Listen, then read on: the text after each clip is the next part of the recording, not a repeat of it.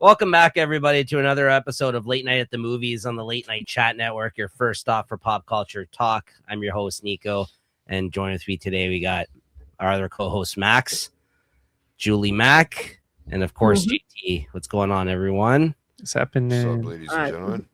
And this is episode 77, After Hours, which was my pick this week.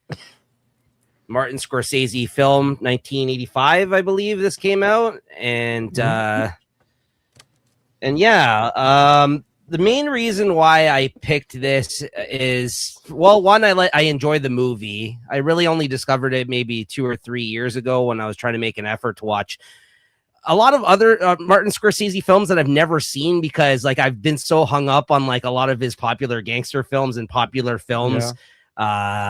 Which genres I enjoy, and I never really kind of delved deeper into like, he's done so many movies over the years, and I still really haven't seen them all. And I kind of was like, I'm going to make an effort to kind of check out some of his other movies. And I also did it as an excuse to talk about, although, she does have just, a smaller part in this, but I do love her in this movie, Catherine O'Hara, the great, Canadian comedic actress who passed away a couple of weeks back now.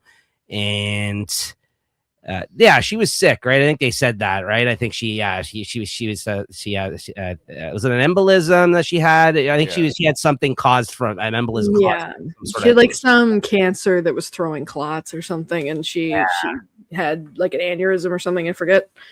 Yeah, which is unfortunate, but I mean, I felt like this is a, excuse, get two birds stoned at once there, Jay, and kind of do a film that is starring Catherine O'Hara. We've done some other ones of her on the channel. Of course, we've done Home Alone on the channel. We've done Beetlejuice on the channel. You can go back and check those ones out as well in our playlist.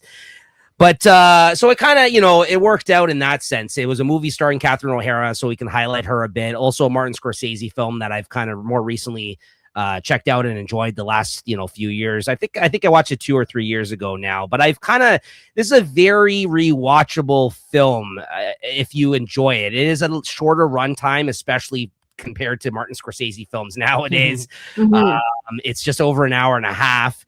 And it's honestly, I find it to be like a very quirky, funny, and interesting film. And I feel like after I learned more about the context of the film and where Martin Scorsese was at in his career after watching this, I actually started to appreciate it even more in that sense. And I've watched the movie, I think I watched it 2 or 3 times for this recording here today. I watched it twice, and I was just watching certain parts a third time to kind of get prepared for the show within the last week.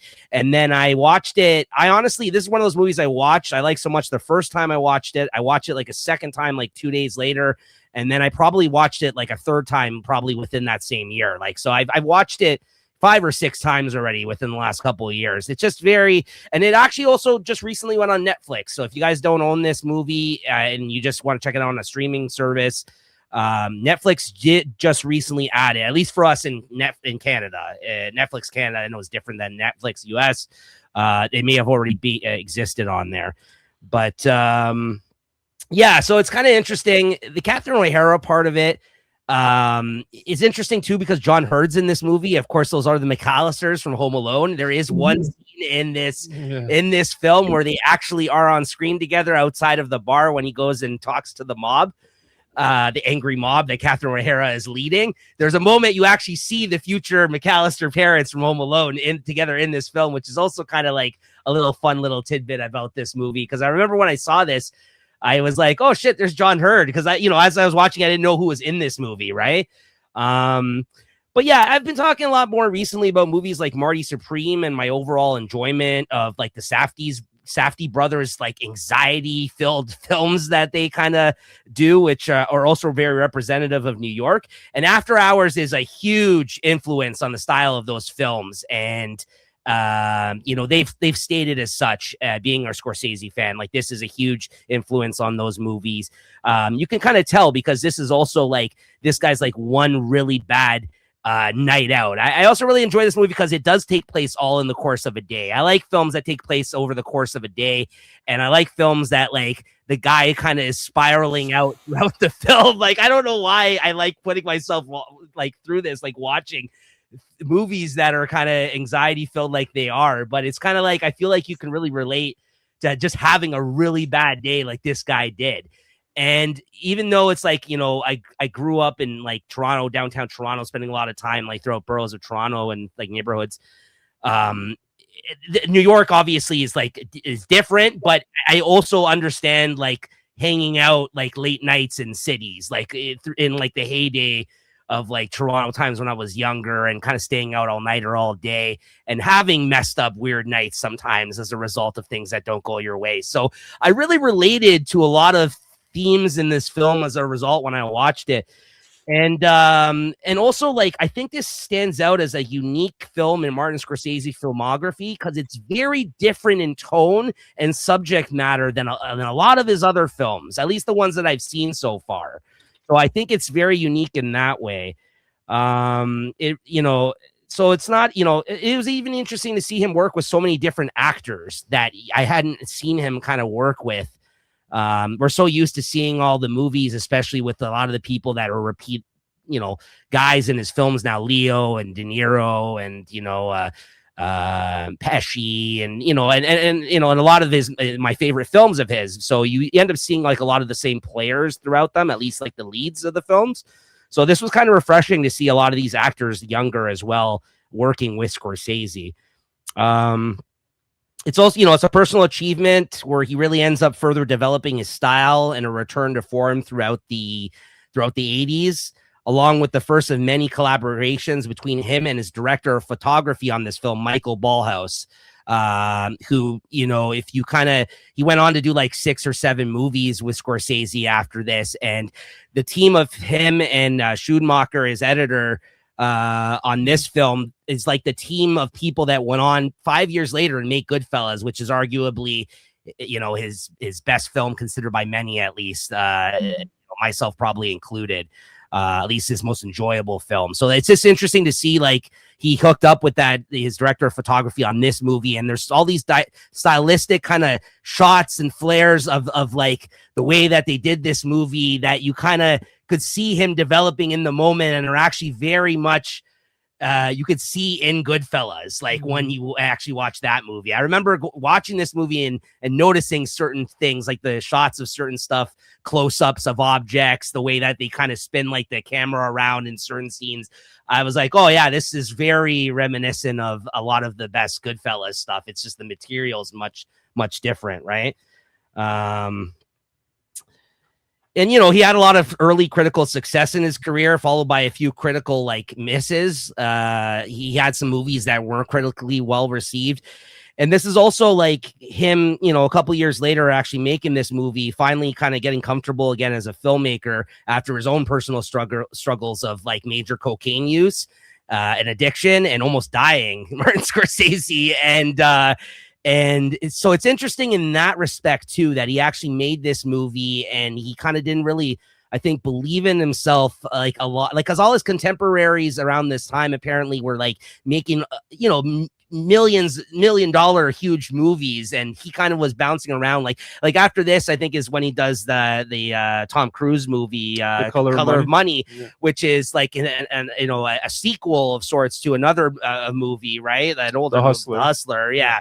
And then he finally got to do Passion of the Christ. That was another reason why he made this movie. Last Temptation. Sorry, not Passion. I mixed it up. Last Temptation of Christ. The Last Temptation of Christ, he had it all lined up to do that film, but then religious folks started a letter writing campaign against him and actually ceased the production of the film. Like the studio dropped the movie. So instead of doing that, he kind of pivoted to doing this movie because that was what he really wanted to do for many years. And he ends up doing it, I think, like 3 years after this film, finally. I think 88 is when that came out, right before Goodfellas, if I'm not mistaken, right. And after The Color of Money. So again, so this is just the result of like a lot of stuff that was going on with him in his life. And I quite like this film a lot. I think for a Scorsese movie, I don't know if it's in my top 5, but if it isn't, it's probably right outside of it at this point. I really enjoy this, and it's just very different than a lot of his other films. It's different, but also like similar in ways. Like there's obviously stuff in there that like reminds me of Scorsese films, but not in terms of like some of the subject matter in this one. But maybe this is just a result of him getting all that cocaine out of his system, all the partying kind of days stuff, right? So, and it's a really great representative of, of New York in this film as well, too, right? Like he always kind of has the love for New York, and that definitely shows a different time in Soho, like downtown New York, like more of like an artsy community, but apparently was very dangerous in its time too, like prior to the release of this film, right? So yeah, that's kind of my history with the movie and my initial kind of thoughts of why I picked it. Anybody else want to jump in here about their experience if it's your first time watching it, or any initial thoughts on the film? Does anyone else want to go? Or? Oh, go ahead. So I've known about this movie, like you, Nico. Scorsese is also maybe my favorite filmmaker. Actually, he might be like number 1 actually for me. But I remember like when I started getting really, really into his films, like I kind of have a similar experience with you. Like I was just kind of stuck on his more popular releases. Like I'd watch like Taxi Driver and Raging Bull and Goodfellas, of course, like many times. The Departed, like many times. Wall Street Casino. I just got lost on those, and I wasn't like doing but I knew about this movie and I knew what the premise of this movie was. Even around that time, but I just never I was just so distracted with those movies. I never kind of took the time to see this one. Same. And then it's so funny because I know about this movie and like what the premise was. The time that I finally decided to actually watch this movie was because one time I did come home super, super late, like after hanging out. And it was like, it took me forever to get home. And it was like a summer night. And I was like, and I didn't feel like going to sleep right away. I was like, let me watch something. And I was like, hey, this is a movie about a guy that takes forever to get his house or whatever. Let me watch this or whatever. And so it kind of was like an after hours. Like I might have seen this at like 4 a.m. one night or whatever, in the summer. And yeah, I liked it a lot. And then I would watch it a couple of times since. Maybe I've seen it like maybe once or twice since. This is a movie I don't think, like you said, gets like referenced as much as his other films, like as the other top movies. I think it's kind of like a gem in his career. It's sort of like one of the more underappreciated or sort of titles in his filmography. But I do notice this movie in the past couple of years get mentioned a lot more. Like I feel like it's kind of getting somewhat of like a resurgence in the last couple of years. I think because a lot of the people who might have been kids when this movie came out, they're now like filmmakers. And so a lot of the films now are like clearly influenced by this style. Like a lot of them, like you mentioned, like the Safdie brothers. I think like Ari Aster's like Beau is Afraid was like a huge sort of like reference point. And then I didn't end up watching this one, but the Darren Aronofsky movie that just came out, Caught Stealing or whatever. Yeah, I didn't see it, but a lot of people Griffin Dunn is actually in. Griffin Dunn's in that movie, and he's playing a character that works in a bar, and they make him look very different. They have he has like a huge beard on and stuff. So and I'm sure that's because of that he cast Griffin Dunn, because like Griffin Dunn, that's the other part of this I didn't mention. Griffin Dunn is not an actor that I've seen in a lot of things. Like he's not like a leading. I didn't even know who he was before. Like in my opinion, but he's the one that was he was a producer on this film and involved with the script that was bought to make the film. So I think he was involved in bringing it to Scorsese. And like I mentioned, Scorsese, this is coming off of like a flop, like in King of Comedy, which was a flop. Which I love King of Comedy as well. But he basically made that movie as a favor to De Niro because De Niro wanted to make it, but that was not critically successful. New York was not critically successful. Like there were films that he made before this that like he wasn't in a great place when he made this film in terms of like his the last couple, how they always say like you're only as good as your last couple of movies. Like he was not like the Scorsese that we consider like today, like how great he is. What's funny though is like if you look at what he did in the 80s, like I guess if you count from like Raging Bull all the way on to I guess Last Temptation, there's like it's kind of seen as like kind of the dark ages of his career. But if you actually look at the collection of films he made, it's like arguably his best decade as a filmmaker. Like the most diverse too. Like I would say the most diverse in subject matter. Because he makes a religious film, he makes this, he makes sports movie. Yeah, sports movie.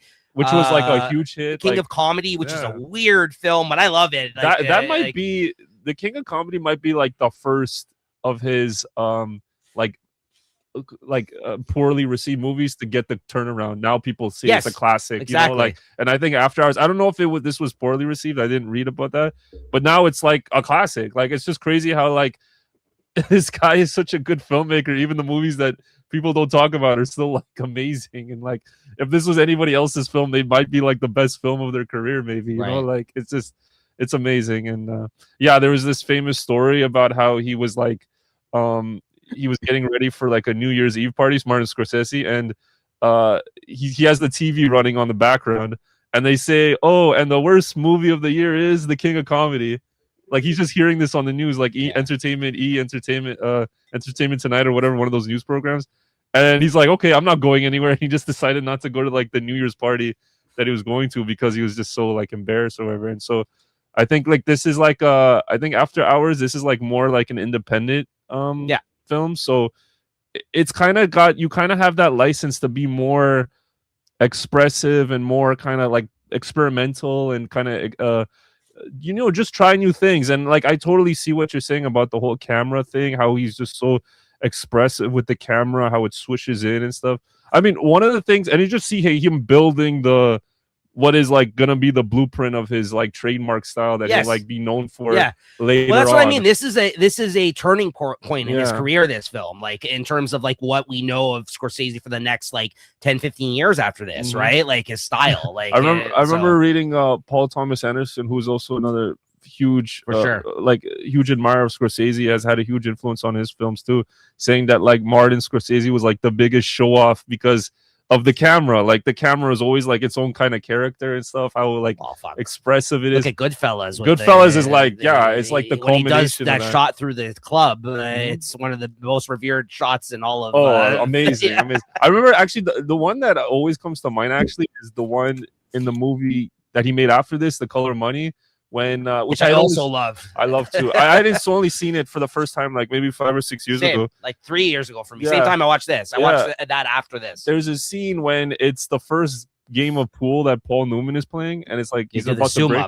Yeah, he does like the harsh insert as he hits the ball, and I'm like, okay, this guy's just like showing off. Like, I know. I was like, how does this guy make pool look interesting in a film? You know what I mean? Like, But I love this movie. So yeah, I'm glad.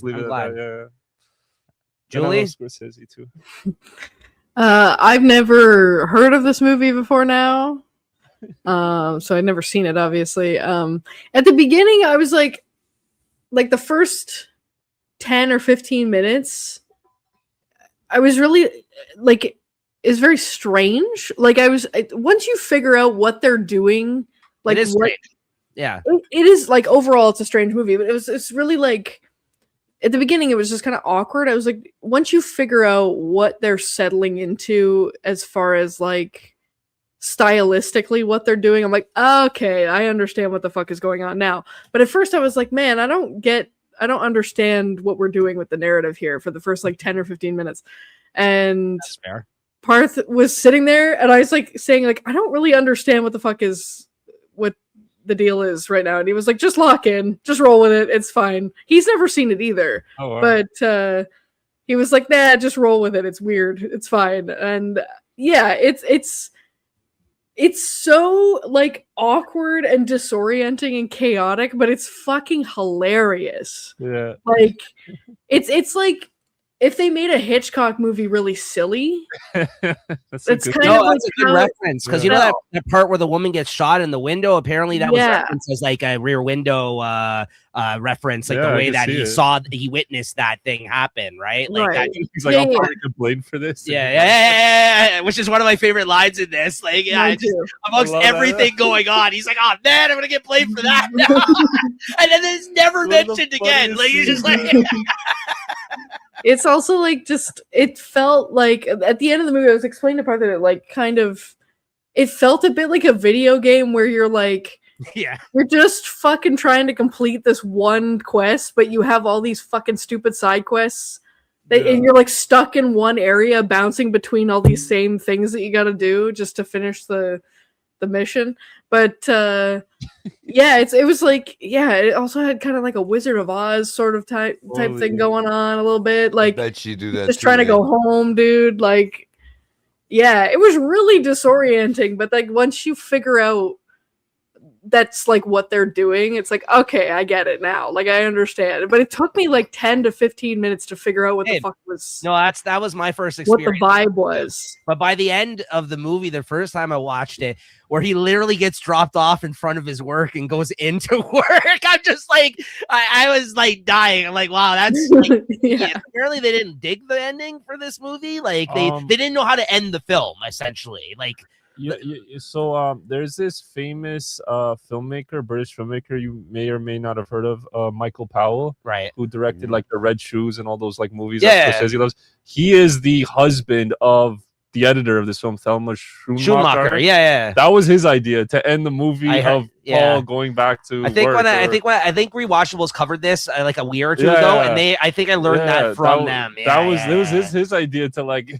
and then Scorsese was like, that's kind of stupid. And then he realized, okay, there's no ending. No, but I like the ending. No other ending. I like the sense, ending. Right? Like I like how like what Julie said. Like he's literally back at the same spot. He spent all night trying to get home. He ends up at work the next morning. I just feel so bad for him. Now he's gonna pull in another. If it wasn't already so kind of, it's absurd, like absurd and surrealist, that like in that latter part of it, that wouldn't have meshed very well as an ending. But it was getting so fucking strange. Yeah. That it was like, okay, yeah, this is fine. But like not to compare it to. It's kind of like a wildly different movie, but that Love Lies Bleeding movie. I didn't. I haven't seen that either. No, I want to. I haven't seen it yet. I know. Stewart, right? But I won't spoil it. But like the ending is very surrealist, and it does not fit the rest of what the fuck is going on in the movie. So it kind of ruins it. That you're like, what the fuck? Like this doesn't fit. Yeah, and I'm someone that normally hates surrealism in the films. Like I don't really like not being able to like interpret things. Like you've talked about suspending disbelief, kind of. Yeah, like that I'm okay with. Like I can get with like it's more on that. On this. Okay, that's all right. Then. Yeah. But like that's kind of what I mean though. If they hadn't already done a bunch of the lead up work to this, that ending I don't think would have worked that well. But maybe not. It is like pretty funny just as a bit. Yeah, because that's why I ended up watching it like a couple days after I watched it the first time, because I really dug it by the end, especially. But I also was still working through my head some of the weird shit that happened earlier in the film. So then I ended up watching it again. I kind of was like, oh yeah, no, this is I like this. Like I just kind of had to like reassure myself a little bit after watching it the first time, where I'm just like, yeah, that was strange. Like what was going on with that, and why is this like that? And then I watched it again, and I got a kick out of it. I mean, it's again, like Cheech and Chong are in this movie. You know what I mean? Like it's like such a random, like all these like New York, like kind of like. I feel like that adds credibility to like the silliness of the narrative too, like having them there. Yeah, apparently Cheech and Chong were very like happy that they were in this film, because they're like, it's basically them in a Cheech and Chong film in a Scorsese film. Yeah, that's what they were saying. Like, it's kind of cool that exists, right? Like the fact that they're just driving around in that van all night stealing shit, right? Like it's just hilarious. Like I think that's just so funny. And then, you know, halfway through the movie, you don't think it's them who's stealing it, but then you're like, no, why do these guys always have all these things? They're definitely stealing, right? Like, so yeah, no, I'm glad. It sounds like you liked it generally. Then so, like, I did. It was just it took me a minute to understand what they were gearing towards, right? Because like I don't know that I've seen.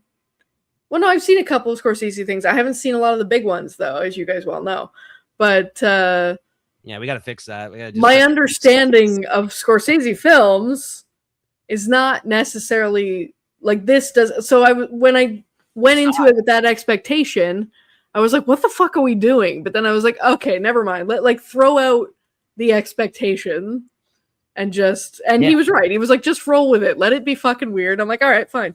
Yeah, because the basic premise of this film, in my like way I think of it, is that it's an uptown guy with a 9 to 5 who's like bored with his life. He runs into this cute girl and he wants to see where things are gonna go. He takes a chance, right? Like he's like let's go see like where this night takes me, right? And it kind of just spirals out from there. But that is literally the premise of the movie, is that he's just trying to get laid. Like, you know, if he goes out, he's I know. It's craziest thing is like, how bad does this guy want the pussy? That was like what I said at the end of the movie. Not that bad. He went to read a book in a fucking coffee shop. So how bad did he really? How many times, Jay, could he have said no and gone home? He could have walked home, and he tried to get laid like 7 more times before the movie was over. All over the place. Yeah, he's like, let me just attach myself to one more crazy bitch. Maybe it'll happen. Never had like a crazy night like that where you don't know where it ends up, and then the next thing you know, the fucking sun's coming up. Yep. I have not, but this is a relatable thing for a lot of people. I have. Yeah, man, I've walked out of an after hours before, and there was the sun coming out. I'm just like, whoa, bro. 7 a.m. or something. So Jay, what do you think of it? You've been pretty quiet there. No, I mean, really, it was one. It was like it. I enjoyed it. It was interesting in the sense that it was like a fucking. You have to be on coke to keep up with this film. It took me a while to even to get where the whole storyline was going with this whole thing, right? It just seemed like, hey, you know what, he's having one of those nights, man.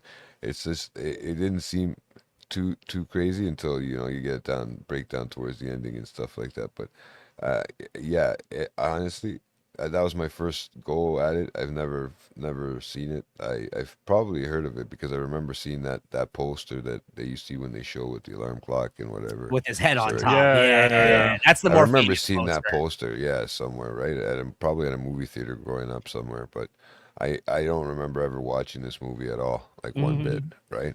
So. Here's the poster that they put up with him. They say it's part of the pamphlet in the Criterion Blu-ray. It's kind of fun. They have like this man is a burglar. If you see him, stop him. And it's like Griffin Dunn's face on there. That's the one that Catherine O'Hara sees, right, when she freaks out, which is kind of fun. But yeah, But this is your first time seeing it, though, Jay. You said that. It was my first time. I've never seen it, so it was interesting to try it. Yeah, to see something a little different, to just watch something that I've never watched before. So. Right, give it a try and see what it's like. But like I said, you had to first of all, you had to pay attention. You had to focus on a few things in the beginning. But the funny part is that it opens up with somebody losing their focus, right? Really, at the end of the day, and then it was good. I enjoyed watching it myself, but I don't know if I'd revisit it. Maybe I'd have to revisit it to see if I could, get the gist of it again, right? But. Well, overall, you liked it, though.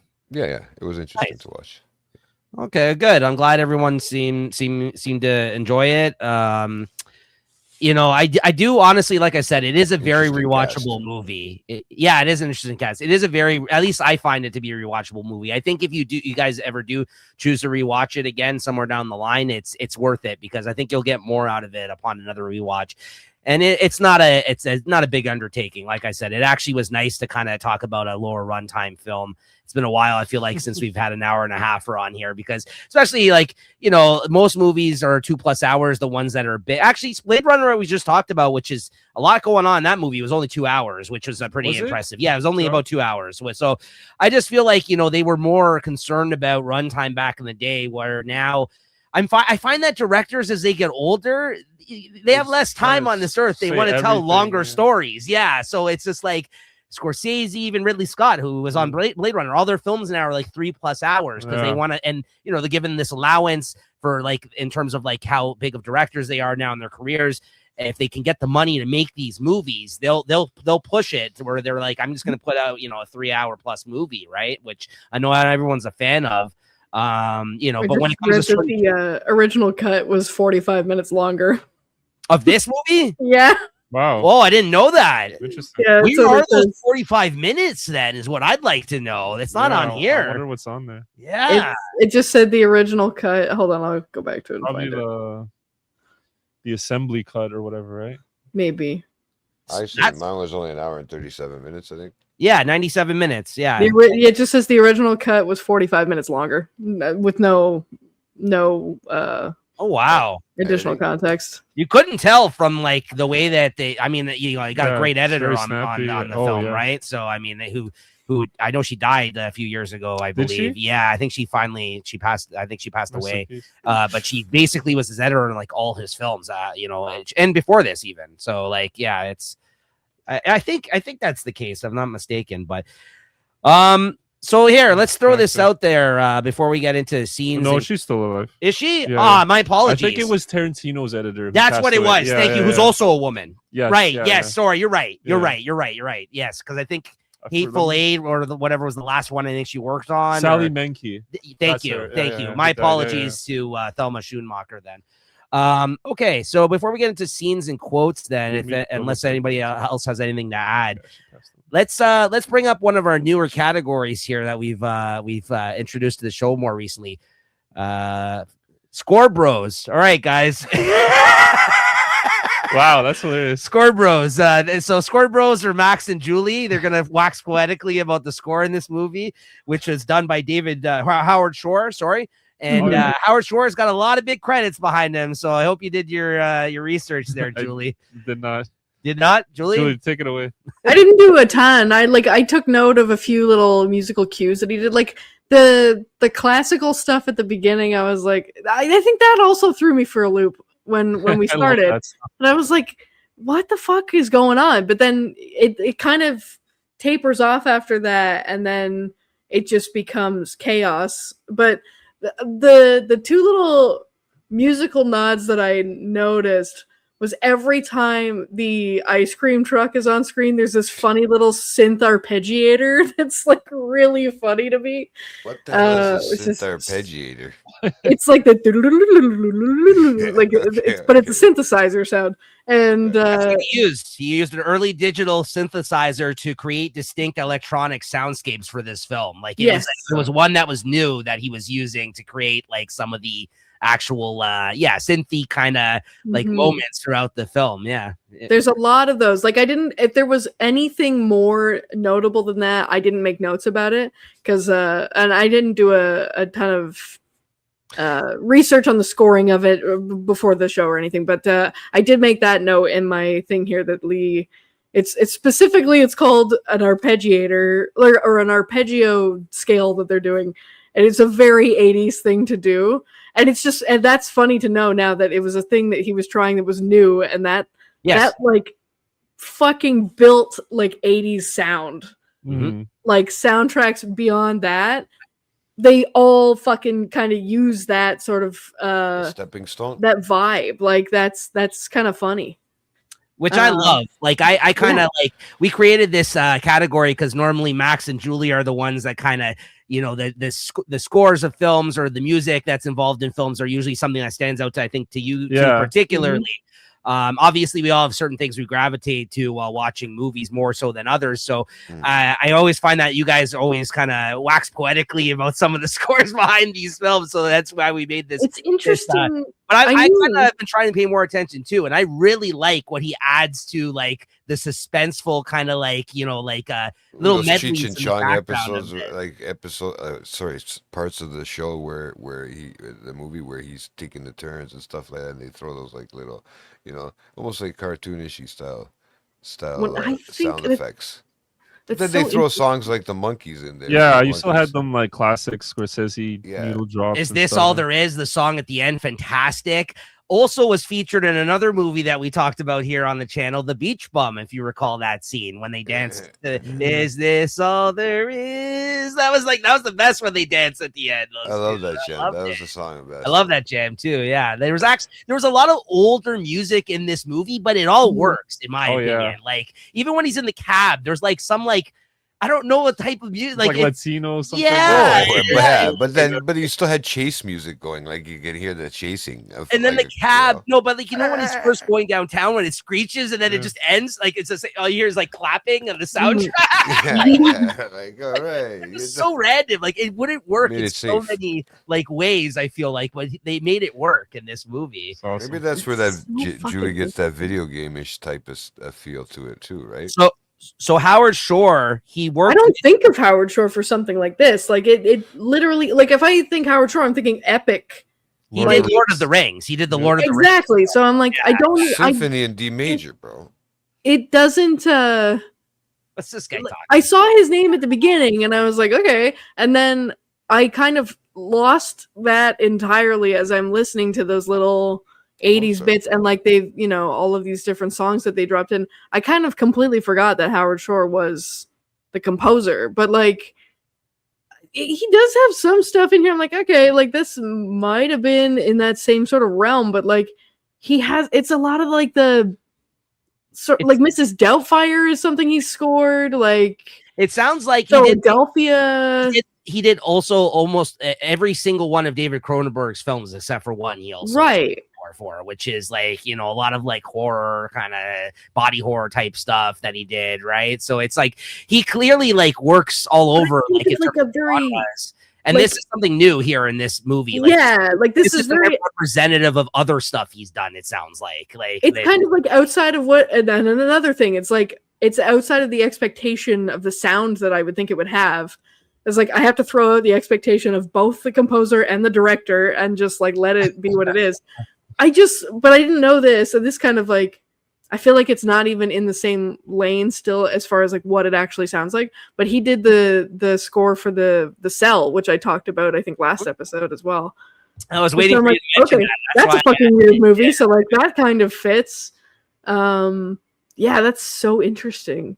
I also came across one like looking. He's Canadian. Things up. He is Canadian. Howard Shore's a Canadian. Oh, I didn't know that. So something else I came across when I was looking up for some stuff about him is he actually created 4 specific tracks for the film that were representative of time. So there's one that was called 9 p.m., one that was called midnight. And so as the movie gets later, it's like a Drake's he had different tracks, timestamp, like tracks like to kind of like change the mood of the film as it got later. The music becomes more and more paranoid as the movie goes on. Right. Yeah. Because if you recall, like when it gets to the mob scenes, it's like it's really it's that fucking so that really tense kind of weird chase stuff. Yeah. So there's 9 p.m., there's midnight, there's 3 a.m. and there's 6 a.m. in terms of like the tracks. Get back to classical. Yeah, exactly. Because like at the end of the film, when he's whipping around the room of the office, the classical music is going again, right back at the start, at the end. So, which I quite like the ending sequence too. If you kind of watch that when it's doing that and going around, zooming around the office, right? So, I want a 3 a.m. in Soho track now. Yeah. I'm with your hoe in Soho. 3 a.m. in Soho. Goes solo, right? That's funny. Okay, so let's get into actually, I may as well get this one out of the way here too. Another new category we got here since we're getting all of our initial thoughts on the film. Julie, why don't you hit us with that watch party review? Now, this is a new category we're adding to the show. Julie often watches films with one of our guests that came on the show before, Parth, and sometimes some of his friends as well. And I figured we can kind of incorporate this to kind of get an outside review on the films that we kind of talk about here, other than like the 4 of us, because sometimes you might have somebody who has a wildly different take that none of us share. So what did he think of this? So I only got to watch it with Parth this time. It was sort of a last minute thing when I remembered, oh shit, because the holiday weekend, I totally fucking forgot what day it was, and I was like, oh my god, I gotta watch that movie. So didn't get the full watch party, didn't have get everybody's notes, but Parth really, really likes this movie a lot. Awesome. He had not seen it either. Parth's a man of good taste. I knew that you were gonna fucking eat that up. I knew it. I have some bullet points that I wrote down while he was talking about it. I only remembered that I told him about it when we watched it. I was like, oh yeah, I'm supposed to take notes about how you felt about the movie, and so. Did he feel put on the spot? Did he what? Did he feel put on the spot by that? Not really. I made little notes and I went over them and he approved them all, so we're good. Okay. He did say at one point that it felt like being on a 4D roller coaster. Just on a 4D roller coaster? Yeah, like those I think what he meant, like, sorry, 4D movie theater is probably what he meant, where you go and like the moving seats and the fucking wind and the water and shit. It was like, it was very, very chaotic. I think that's my read of that anyway. He did say at one point, like, is this man gonna get framed for a million crimes? Is he gonna die a million different ways? It's like kind of how it felt like it was going. He very much felt like he could relate to the late after hours shenanigans that go on in the middle of the night in the city. He did also compare it to feeling like a Caravan Palace music video, which maybe not everybody knows what that means. No. They just have like really kind of surrealist, goofy music videos. He compared it to Everything Everywhere All at Once. I don't know. I don't necessarily know if I would. I know what he's saying, but I don't think it's like a pairing necessarily. The chaotic nature of the film, maybe. Like, yeah. Okay. He loved how many little Easter eggs there were throughout the film, and he thinks that because he and I had two different assessments of the movie, that he thinks that this guy secretly wanted the adventure the whole time because he could have gone home at any point, but he kept chasing the pussy. And that's what he thinks he secretly wanted. He's a 9-to-5 fucking guy. He's got a boring ass job. He wanted to go out and live it up for the night. Right. Well, my read was this felt like a cautionary tale for somebody who's a chronic people pleaser and can't say no to people.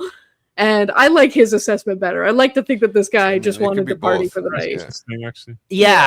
I so to that I would say, like, you're right. There's a certain point even I thought while watching this, like, if he was really that desperate, he would have just walked into the night, and however long it took him to walk home, he would have just walked home. Yeah.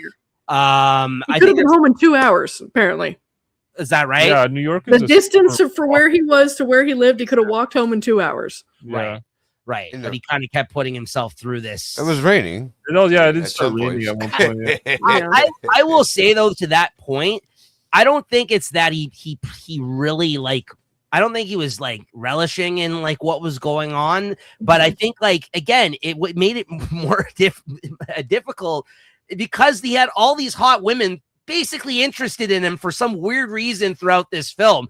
But every time he kind of got to know them a little, he didn't really know how to interact with these women. Plus, there was like all these red flags going up, like, because they all had like major issues, like they were fucking crazy, right? So like, but they all kind of were just like, I don't know why, but I like you, and they're all good-looking women. Like, so it's just like, I get it. Like, there was an appeal there of what kept him around.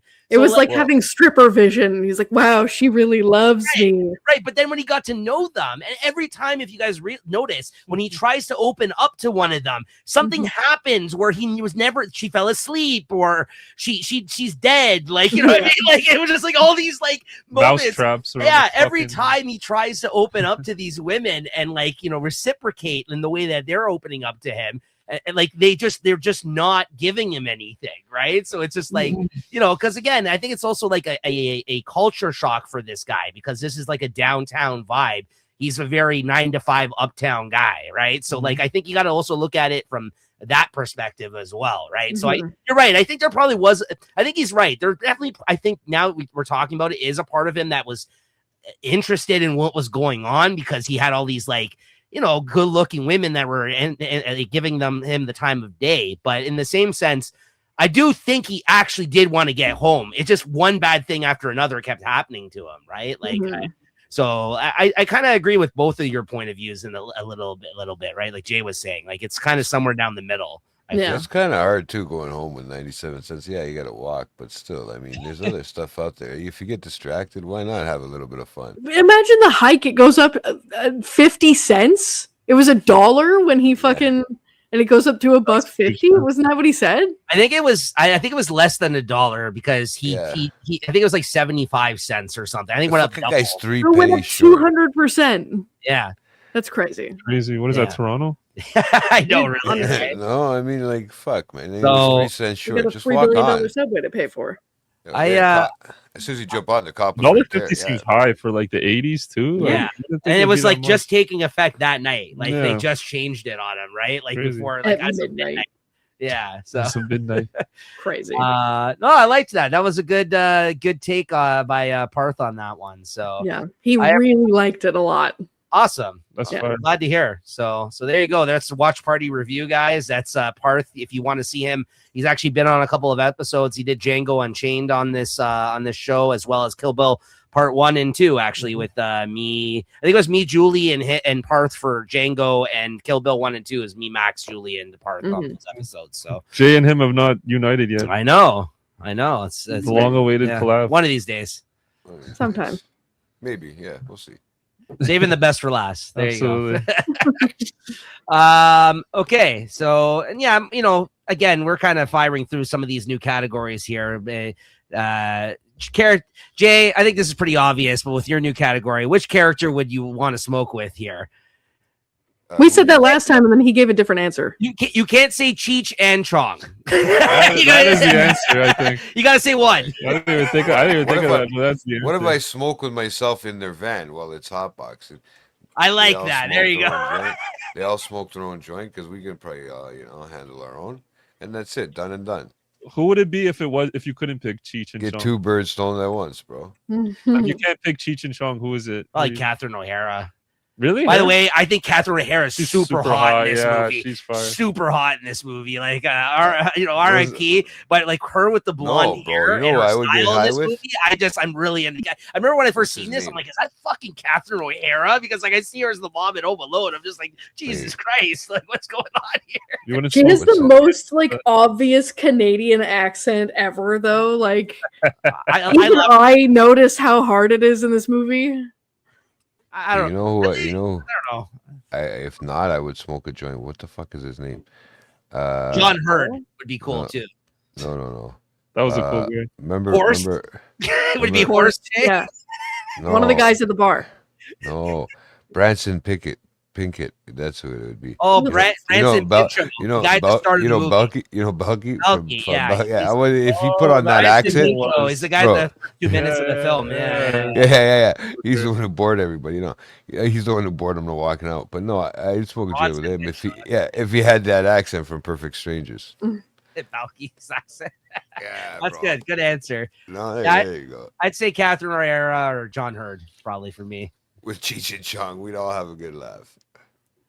I mean, I get it's kind of hard not to say Cheech and Chong, though. I mean, it's kind of hard not to say. Yeah, it's one word, man. It's like one word. It's like Well, isn't Cheech Marin not actually a smoker anymore, though? I think it's just Chong that smokes now, if I'm not mistaken, right? I don't know. I think they do both do it. I think I see videos still all the time of them both doing it. Okay, I thought he had stopped Cheech, but unless they're just promoting or whatever. But I'm pretty sure.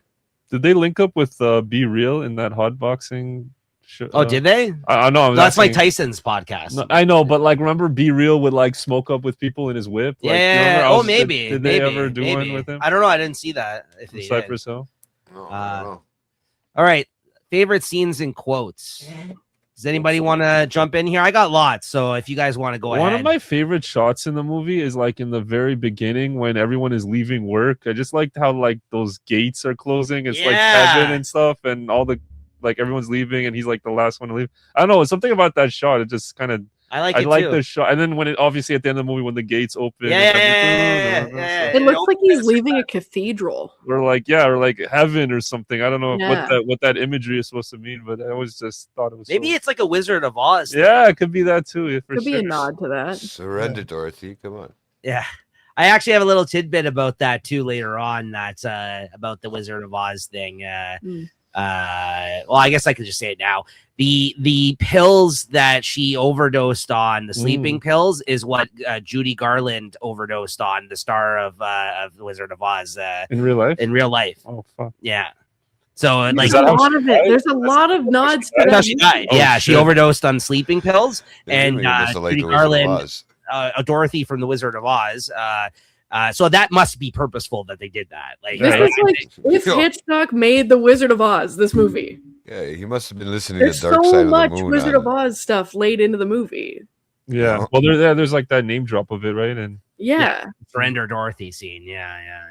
And I never read Tropic of Cancer, the book that he's reading, but I'm sure there's probably they were popular in allusions. its day. I remember there's a Seinfeld episode too where they talk about Tropic of Capricorn. This, this movie actually kind of reminds me of like a Seinfeld episode in a weird how everything way. intersects. Yeah, and New York humor. I actually never thought about that. You could have kind of edited this movie with the Seinfeld shit, and it would look. This is when Larry David was hanging out in New York, and so was Jerry Seinfeld. How they all run into these random coincidental situations. Stuff. That's actually never thought about. He goes to work and you just hear the. There's probably something to that why I like it. Right? Yeah, I couldn't be surprised if this was like a Curb episode or something. You know what I mean? Yeah, wouldn't be surprised if this was inspiration for like Seinfeld, like if this because it came before Seinfeld started. Right? Yeah. Well, to your point, I think you're right about the resurgence and why they recently just added it on at least the Canadian Netflix. Like this is very ingrained in a lot of stuff. Like it's either like inspired by or just like other people have kind of hit on this same kind of like thought process that he has in this film. Like it's just like, there's so many things I think you can directly relate from the influence of this film. I've never read a book by Franz Kafka, but there's all that Kafka-esque that term that's used a lot when describing this film. I don't really know it. I think it's just like when characters enter like weird situations or whatever. But that's the same word they used when they were describing Beau's Afraid. And so that was like another kind of thing of like these characters get dropped in these like very weird, surreal, bizarre situations and stuff like that. So, and who else? Quotes or scenes? Anybody have any they want to highlight? I you know how many times I get that feeling I just want to walk out on somebody like that when they're just rambling on and my head goes and starts looking at the photocopier or the printer or the you want to walk out on somebody when they're talking to you. No, I mean Nico's probably wanted to walk out on me a bunch of times too. Oh my god, Julie. I've wanted to literally walk out on podcasts with you. I've wanted to walk out of a phone call. He didn't even walk himself into one of those, bro. Literally witnessed Julie do that many times. She's like, I've had enough of you guys. I gotta go. Bye. That was last episode. Yeah. I go to bed. I think that I like. I'm a lot. I get it. You know. The difference is I know this, Jay. Bro.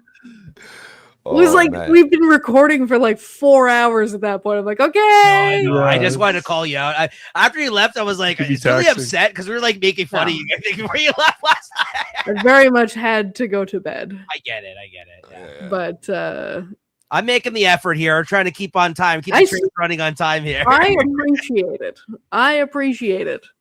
I know that I only went through there and just thumbs upped a few things, but there was 75 messages of hip hop shit right after it. Oh, sorry we bothered. We then moved it to another chat. Yeah. New hip hop show coming soon. Oh my god, man! Yeah, sorry. Anyways, I wrote down. But here. So there was that scene. There was a scene where we know when he goes over to when he's just coming back. You know, he gets the number, decides he's gonna call Kiki. What's the last Kiki is the goth chick. Yeah. About the sculptor. Bridges. Yeah, so he ends up going. He goes up to the fucking place. He goes up to her place. You know, he gets down there after the cab, right? He gets up there, and walks in. He starts. I mean, I've had these scenarios, you know, where you go in there, you go and you think this girl's flirting with you. You give her a little bit of massage, out cold. That was pretty slick. He's like, "Hey, bro, you want a massage?" But then you have her friend walk in. You know? No. But then you have her friend walk in. Her bra's half off. Okay. This is the part that's a little fucking creeped out on that one. I had this for questions. Was she or was she not down with him? It seems like when she found out her friend came, when she got up and she went to check on him and she's like, "Is Marcy back?" He's like, "Yeah." And she's nude still. I think she would have fucked him in that scene, honestly. Yeah. I think if she wasn't there, that was gonna happen. I think. I think that she was trying to get him into a threesome. Oh, okay. That's what you think. Well, your mind goes a whole different fucking direction. Sorry. I just thought that she would have fucked him if it wasn't for the friend coming home, personally. I mean, truthfully, it looked like Kiki would have fucked anybody. Like, she just seemed to be kind of a freaky chick. What do they call it? She came back, she was tied up, and she was like, "Oh, those are my friends." Yeah, Linda Florentino. Yeah, hot. Oh, yeah. Actress. She's I forgot she was the star of Men in Black, the first one. Oh shit! Here Yeah. comes the Men in Black. Yeah. What do you got, Julie? Any scenes, quotes? I just wrote down a couple of like shots that they did, like that shot where he's washing his face and the camera like is at a strange angle, like just like these weird little camera things that they were doing. There's this one shot that made me laugh just because it seemed so unnecessary, like it was out of place, but it was funny when Marcy goes, I have to go get, like, I'm going to shower. I have to go put this fucking lotion on or whatever she says. And they do this crazy zoom shot on her rink and then she leaves the room. That's super Scorsese right but I don't know that. So I see that and I'm like, what the fuck was that? Correct me if I'm wrong. Have you not seen Goodfellas? Not seen it. Okay. What about Casino? Nope. There's a lot of, especially this type of the stuff you're referencing, the shots in those films. We've seen Boogie Nights though, right? Yes. There's a lot of like, because Boogie Nights was like a. Yeah, I think I've only seen it once though. Yeah. Okay. If you rewatch Boogie Nights, you're gonna see a lot of camera trickery, and that's like super like Scorsese. My dojo. He's like, was I my dojo or whatever? Remember he says that? Well, Dirk Diggler. Yeah. It's kind of like that scene where you're seeing his house in Goodfellas. Oh yeah. They could practice karate. Yeah.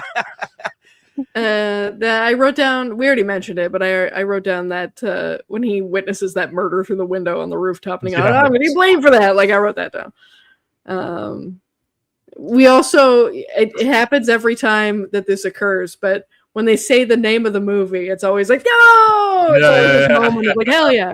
So when that guy, the bartender, the guy at the diner or whatever, says free coffee or whatever. Different rules apply when it gets this late. You know, it's after hours.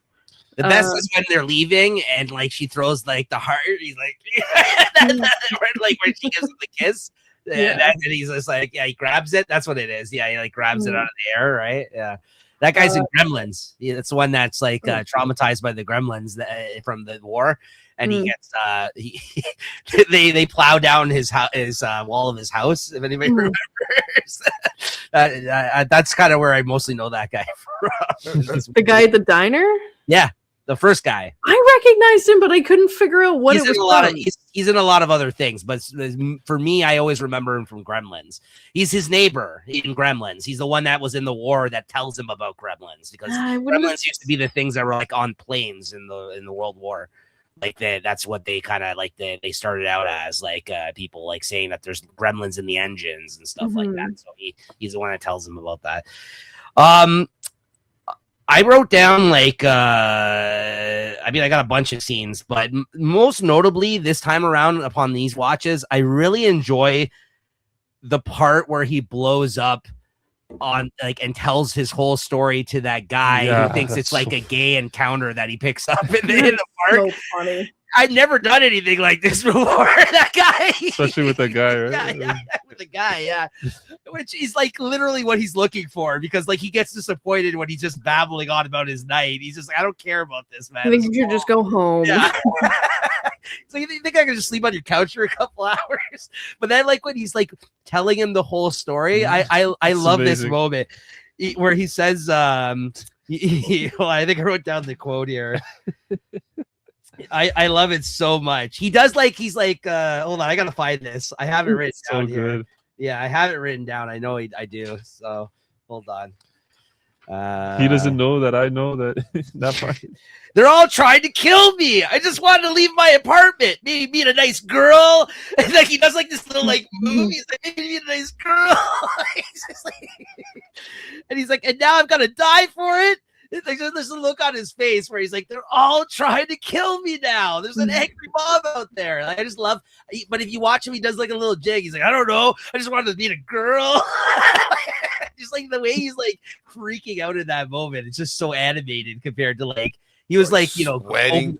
Yeah. I loved it. It's good stuff. That part was really good, and I really, really like obviously the Catherine O'Hara part where she keeps saying the numbers 5, 3, 9, and he keeps forgetting the numbers that he's being told on the phone. He's like fucking with him. Yeah, and he starts yelling at her. Oh man, she's like she only let me use the phone. Literally, just use the phone, pick it up and pick it down, pick it up. He's like, "What is wrong with you? Are you all right?" I have had a terrible, terrible night. Don't you understand? She's like, I'm just trying to entertain you. He's like, I don't want to be entertained. He's like, okay, I'm sorry. You know, it was that one person. She's just trying to be nice, bro. It's that one person the whole night that wasn't driving him nuts. I just love how she's like, she acts like he's the ass. She's like, what? I'm just trying to entertain you. She's like, listen, lady. It's like, my name's Gail. Lady. No. Hey, lady. Yeah. Because she's like, I'm gonna go get matches to burn that like piece of paper that was paper machéed on. Just rip it out. Rip it off. Yeah. No, because it's like really on there. Like, you can't just shoot. You can, but it's gonna like it's gonna hurt. Yeah. It's gonna rip skin off probably. Yeah. Even the whole idea of the paper mache like statue is like really weird in this movie. Cool. Yeah, It's like, so old school, like sculpting like that. That's like something that Catherine O'Hara with the Beetlejuice whole thing, like that she was looking at those weird sculptures. Oh yeah, that's right. Yeah. All that weird how she's gonna decorate it. It's kind of like those dorky like type of paper mache sculptures back in the day. Right. Yeah, I did paper mache back in the day. I remember I tried for my hand. I think we've all done. A lot do of people still do that stuff? I don't know. You don't really really see cool. it as much. It should come back. It looks really cool. It does look cool. Yeah. I think they do it for like wire kids, and you actually like what? I think they do it for like kids like science class because they still do those like volcanoes and stuff. But like in this film, it's like cutting edge, like new artsy kind of like things. It was like the new age. Watch out! Yeah. Pose for a fucking pose for a sculpture. I also like the line where he tries to sneak onto the subway and the guy's like, he's like, come on, man, give me a break. He's like, I'm sorry, I could lose my job. He's like, who would know exactly? Listen, I could go to a party, get drunk, talk to someone. Who knows? I have never seen a fucking. I've never seen a fucking subway guy or anybody care that much. Gives a shit that much, man. No, I've seen them, man. You've seen them. No, I haven't, bro. I've seen a lot of people just walk right in. What are they called now? The fare officers, the poo collectors. That's it. Yeah. What does that stand for? What? The transit officers' new thing. It's like their new badge of honor. I don't know. Huh? They're not called transit cops anymore. They're called POOs. Oh, I don't know. I know POP is proof of payment, right? Like they check your proof of payment officers. Payment something. They're called poo officers now, which is hilarious. Provincial offenses officers. They're called poo cops. Oh, they have a more official name now. It's the poo cops. Poo cops. How about anything else? Scenes, quotes, guys? I still got plenty. So I mean, I found out where I know that guy from. Who, the diner guy. It's gonna be funny because I bring this movie up more than is necessary, but it's from Small Soldiers. He was the truck driver. Oh, okay. It's been a long time since I've seen that movie. Me too. Yeah, I love that movie so much. No, I've seen him in other things too. I just remember I most notably know him from Gremlins. Yeah. What about the scene when he's trying to get into the club? And the Club bouncer, Berlin? Yeah, and the bouncers Mohawk him. The guy's like, the guy lets in the Mohawk guy. And he's like, "How come he didn't have to wait a few? How come you Mohawk? Mohawk night. Mohawk night." That's so random. Like if you had a mohawk, you can get in for it. The other cool thing too is in that scene, the guy that's on the spotlight, that's Martin Scorsese. Yeah, the guy that's like moving the spotlight shining a around. light on them. Okay. The guy who's like that's like dressed like kind of like like fatigues or whatever. I didn't notice that was him. That's Scorsese. Well, his parents are in the beginning of the movie too. Are they? Oh, I didn't realize he puts his mom in the diner. His parents were in the diner when he first meets Marcy. They were sitting at the next table or something. Oh, I'll have to check that next time I watch it. I didn't notice that. His mom's been in like a lot of things, like especially Goodfellas, one of the best. Yeah, in a bunch of movies. Yeah, and Casino too. She's in a really good scene actually. Yeah. The coffee. I like when he meets Marcy at the coffee shop. and then they The see first time or the second time they go back? the first time when Okay. they meet each other, and and she's like, doesn't that like that cashier or whatever look weird to you? And then he's like, Oh, the doing all this- dancing, the paro. Yeah. then when he asks him for a pen, and the guy like does a spin and gives it to him, and then he just stares at him for like a second, like, what is wrong with this guy? Like, by the way, I love Griffin Dunn in this movie. Like all his like He's facial good. expressions, His how he's like, mannerisms are yeah, his funny. manners, how Yeah, he's like yeah. reacting to people, and like I've heard some people say that he's overacting in some of the like, but he's supposed to be manic, like in this movie. Yeah, like yeah. I don't see when it. he blows up on people, it's really funny. Well, that's. I'm sorry, like right away, where he's just like, I don't want to be entertained. I'm sorry about that.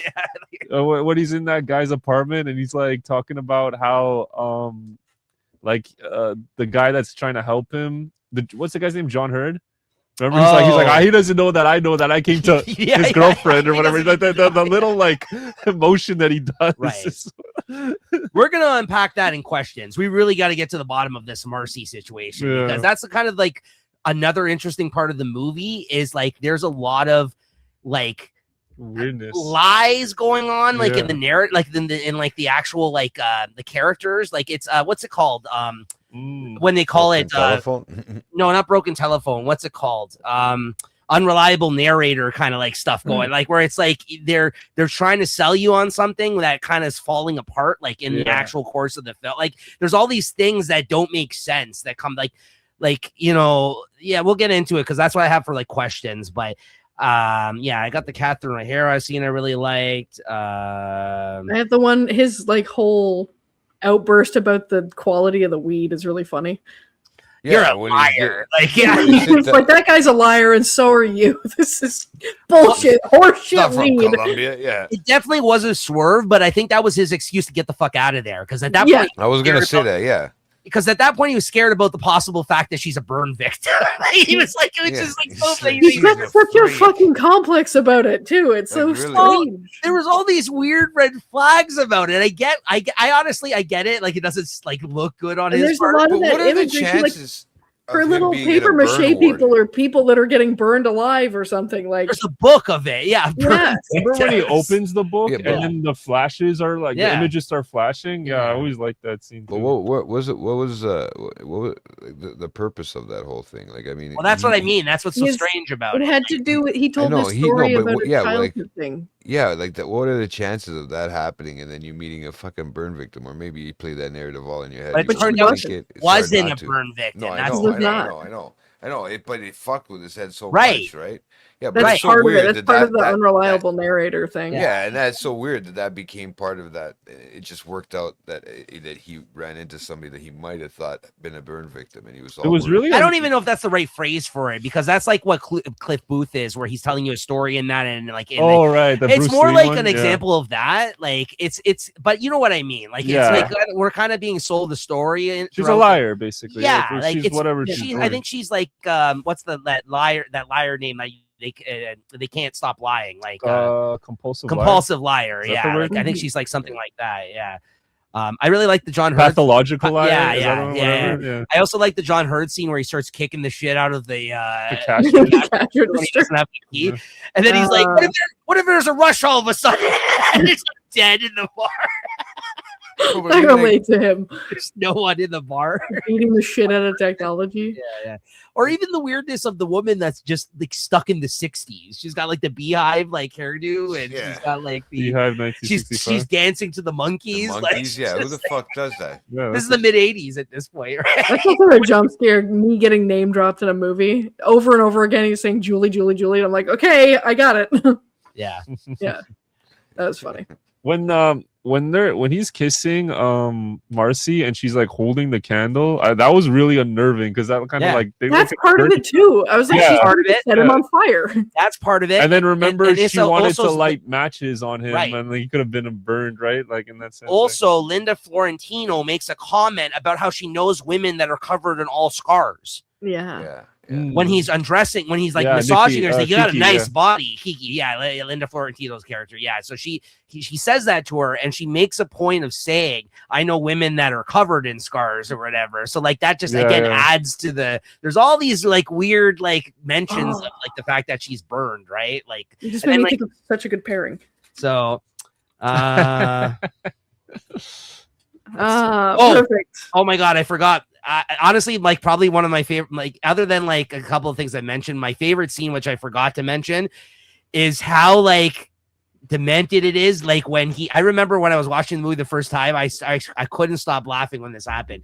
When he literally tapes a sign to the wall, it says "dead woman." That's crazy.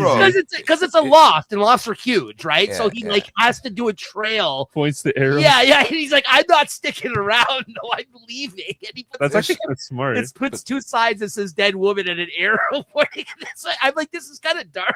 What about yeah, that's a great scene. This guy just had some like. What about when he It's so funny. Sorry, Jay, go ahead. It's just this guy's just having bad. Like I mean, even when he goes to Buddy's house to make sure he can't flush the toilet without a fucking. Yeah. Why did we never brought that up again? No, that was it. It just and it wasn't flooded or anything, but it just. I thought for sure when that guy was going to go back and get his keys that he was going to be like, "You motherfucker, you flooded my apartment." They never brought it up again. No. What about this scene when he's trying to pay the taxi driver and he doesn't have any money and the guy's just staring at him? Like he looks so pissed, dude. Just the look that he gives him is like, he's like, what the fuck? He looks like he's gonna kill him. I can't even do the face, but like the way he looks at him looks like he wants to take a shit. Also, like he looks so disgruntled. And then he like later he steals his money back. Like, but then he leaves him by and he's like, "See how you like it?" And it's the 20 that he took off of the statue that he paper mache, right? Yeah. Again, maybe an unanswerable question. Like, is that the same 20? Like, probably. Yeah. How the hell did it end up there? I like your Seinfeld kind of references because there is all these kind of things that come back around. Callbacks. Even like the thing where he orders the burger and the coffee at the diner, and then he comes back like I don't know half an hour later, and a different waiter comes out and gives him the cheeseburger, the order, right? The burger and the coffee. It's just so random. Just like really even random things. He's going in the washroom to calm down, like, and then you get that fucking picture on the side with the guy having the shark biting his fucking. The shark biting off. His dick. Yeah. Like what the fuck? Yeah. It was on the. I saw you off. Yeah, it caught my eye. It was like, what the fuck's going on here? It's right here. I've seen drawn things in the washroom before, and I like that. Yep. Yeah, that one. Yeah. Yeah, that was funny. And then, again, I mentioned it earlier, but that the end, the way it ended with is this or all there is. And like the one woman that's like was able like to bring him like his salvation and then hide him in that moment where he's like, I just want to live. Like, he's so like vulnerable in that moment.